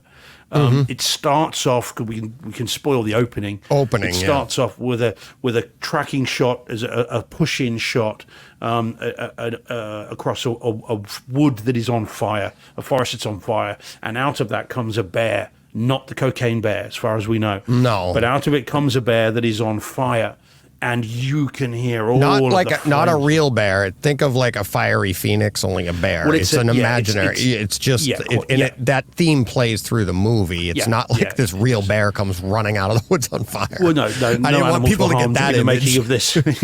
Yeah. So it comes coming out, and it is, and you hear all the flames all around. You get bass. You can hear the kind of breath on this imaginary creature. Yeah. And it is absolutely, what a way to start the movie, and you are hooked from second one. It is absolutely fantastic, and there are shots with helicopters coming over the top. You've got planes coming in. You've got all this stuff as well. I mean, it's really, really cleverly done. Now, this film apparently was a bomb at the box office. Now, I don't know why. I can only assume it's just one of those movies they marketed wrong. People didn't know what it was. Yeah. And it came, and in the blink of an eye, and it went. And it's a shame, because it's a movie that we, as people that are into this kind of stuff as a home theater experience, should champion it. But it's also a story that needs to be told, and people should know what happened there and what they went through. And you know, it's really, really good. And yeah, it needs to be seen. So I loved it. I think it's a really good film, and I'm glad now you've seen it, Deej. Yeah. So tell me what you thought. What did you make of it? I thought it was amazing. I thought, especially right from jump, where you get that opening scene with the bass and the growl, and you know, they did it the same thing in Backdraft, where they gave the fire that animalistic growl to it, that, you know, and it was just throughout the movie you had that. The story itself is a story. I mean, I'm not going to spoil the story, but it's more than just about the fire. It's about the firefighters, why they do this, why they pick these careers, like what kind of person would do this. And then you find out, and you can relate, and you feel sorry for them on a whole other level. It's just an amazing story. Like you said, it's like, you know, I could see why it kind of flopped. It's like a few people went and saw it and were like, that is not what you're thinking. Don't go see that. It is, because it's a tough watch. But as a home theater experience, it's an amazing watch. It is a story that should be told more and more. You know, when we can talk spoilers, I mean, I'm sure there's some. They even say it in the movie. They learned from this, and there's tech now that can help in these situations. But it's awesome home theater experience. Absolutely awesome. If you can get the 4K Atmos disc, track that down. Then I highly recommend that. If you happen to be one of the people that has a Kaleidescape, grab it, get it. I've had it on mine for quite a while. Steve, you noticed it a while ago, and you're like, you got that? I'm like, yeah, I haven't seen it yet. And when you said you were seeing it again, I got up early this morning to watch it. I'm like, well, I gotta, you know. So I watched it this morning, and it is tough, but definitely worth it as a home theater experience. It's you know. It's a little bit better than Evil Dead Rise. Well, is it though? Come on, Steve. Even you would say that. Well, I really loved Evil Dead Rise. What I would say to people, though, again, because we talked about how tough the story is, once you finish watching it, again, I would recommend reading around the subject matter, because there's again, on IMDb and stuff, there's trivia on there about it, but and kind of what really happened, and this is very close to it, very respectfully done. But there is more that you don't realize, that is not clear from the film, because they just couldn't. They just couldn't. Yeah, and it's worth reading, because again, it gives you a sense of just what these people go through and what they went through, and we all owe it to the people that do this stuff over here, over there, all around the world. To understand as best we can and respect kind of the work that these people do. I mean, we're so lucky that there are people that will do this. Because you know, I couldn't. You know, all I do is argue all day. Which is kind of what I do when I come on here. But that's all you do all the time. That's your life. Well, that's it. I get paid for it. It's great. So I mean, you know, really, I say good. At the end of a day's work here, all I do is wash off ink. And even though I don't do that anymore, because it's all digital. But that's what I used to say to my sister, who used to think it was funny. But you know, these guys, you know, are doing stuff for real, and we're all, you know, lucky that they do. But there we go. Right, I'll stop being too serious now. Yeah. So I know, Steve, you've got to go. We are running for probably 15 minutes or so. If you want to, You sure? go further, or we can. If you want to wrap it up there, we can do that on. Yeah, why not? Yeah, because if we go, here's the thing: is if we start, we've got a bunch of listener comments to get to. We got 4K releases, but we'll just. I mean, I think that we had a great show. I'm going to be honest with you. I think that we had so much fun, and I mean, yeah. I even forgot we haven't done 4K experiences yet, 4K releases yet. And I know we have listener comments. People like VJ even said, I'm not ignoring people. I'm super busy. I'm noting everything, and when we get a show that maybe we haven't seen as much, we'll get to some comments. VJ had one where he has a great question for us, and it's a great email. We'll read it when we can, but I want to give it the proper amount of time. So, but yeah, I don't want to rush through any of that stuff. So we'll save that stuff for later. But I hope everybody's understanding. It's like we're here about the experiences, and that's what we're doing. So, but you know, Steve, it's what after midnight over there. Quarter past midnight here. Let's get Steve to bed. Okay, we're gonna tuck him in like I tucked in Marty. Let's get John. What she said. So. Yeah. So, that's what she said. Oh, yeah. I'm like, do I have to grab that line now? All right. We'll wrap it up from here. Thank you, everybody in the chat. John, Jordan, Travis, Steve, VJ in there, Travis, Joe. Let me see who else we got. We keep on going. Eric. Yep, that's right. Eric. There we go. Eric. VJ, John, a bunch of people hitting. Mikey's in there. Paul's in there. Bunch Jordan, of them. Aberguy. Yep, There we go. Jordan. Yep. All right. Steven. Yeah, I'm trying to. We'll get out of here. This isn't Romper Room. I don't know if everybody gets that reference. But yeah, thank you everybody for participating. Thank you for supporting the podcast. Like I said, mugs, hats, email me, and we'll get on that. Patreon, you can do that. Buy us boxes of popcorn. You'll get moved to the front of the show at least. Kind of got to stick to that. So, but yeah, thank you everybody. Stevie's got to go to bed. Johnny and I got to eat. I'm going to call everybody with a Y at the end because I play hockey. So everybody knows what they got to do. Go push play. What he said. Where?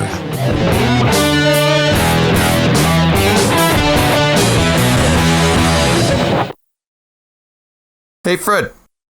This has been a Hey Fred production with theme music by Jeff Bernhardt and Throne Vault Productions.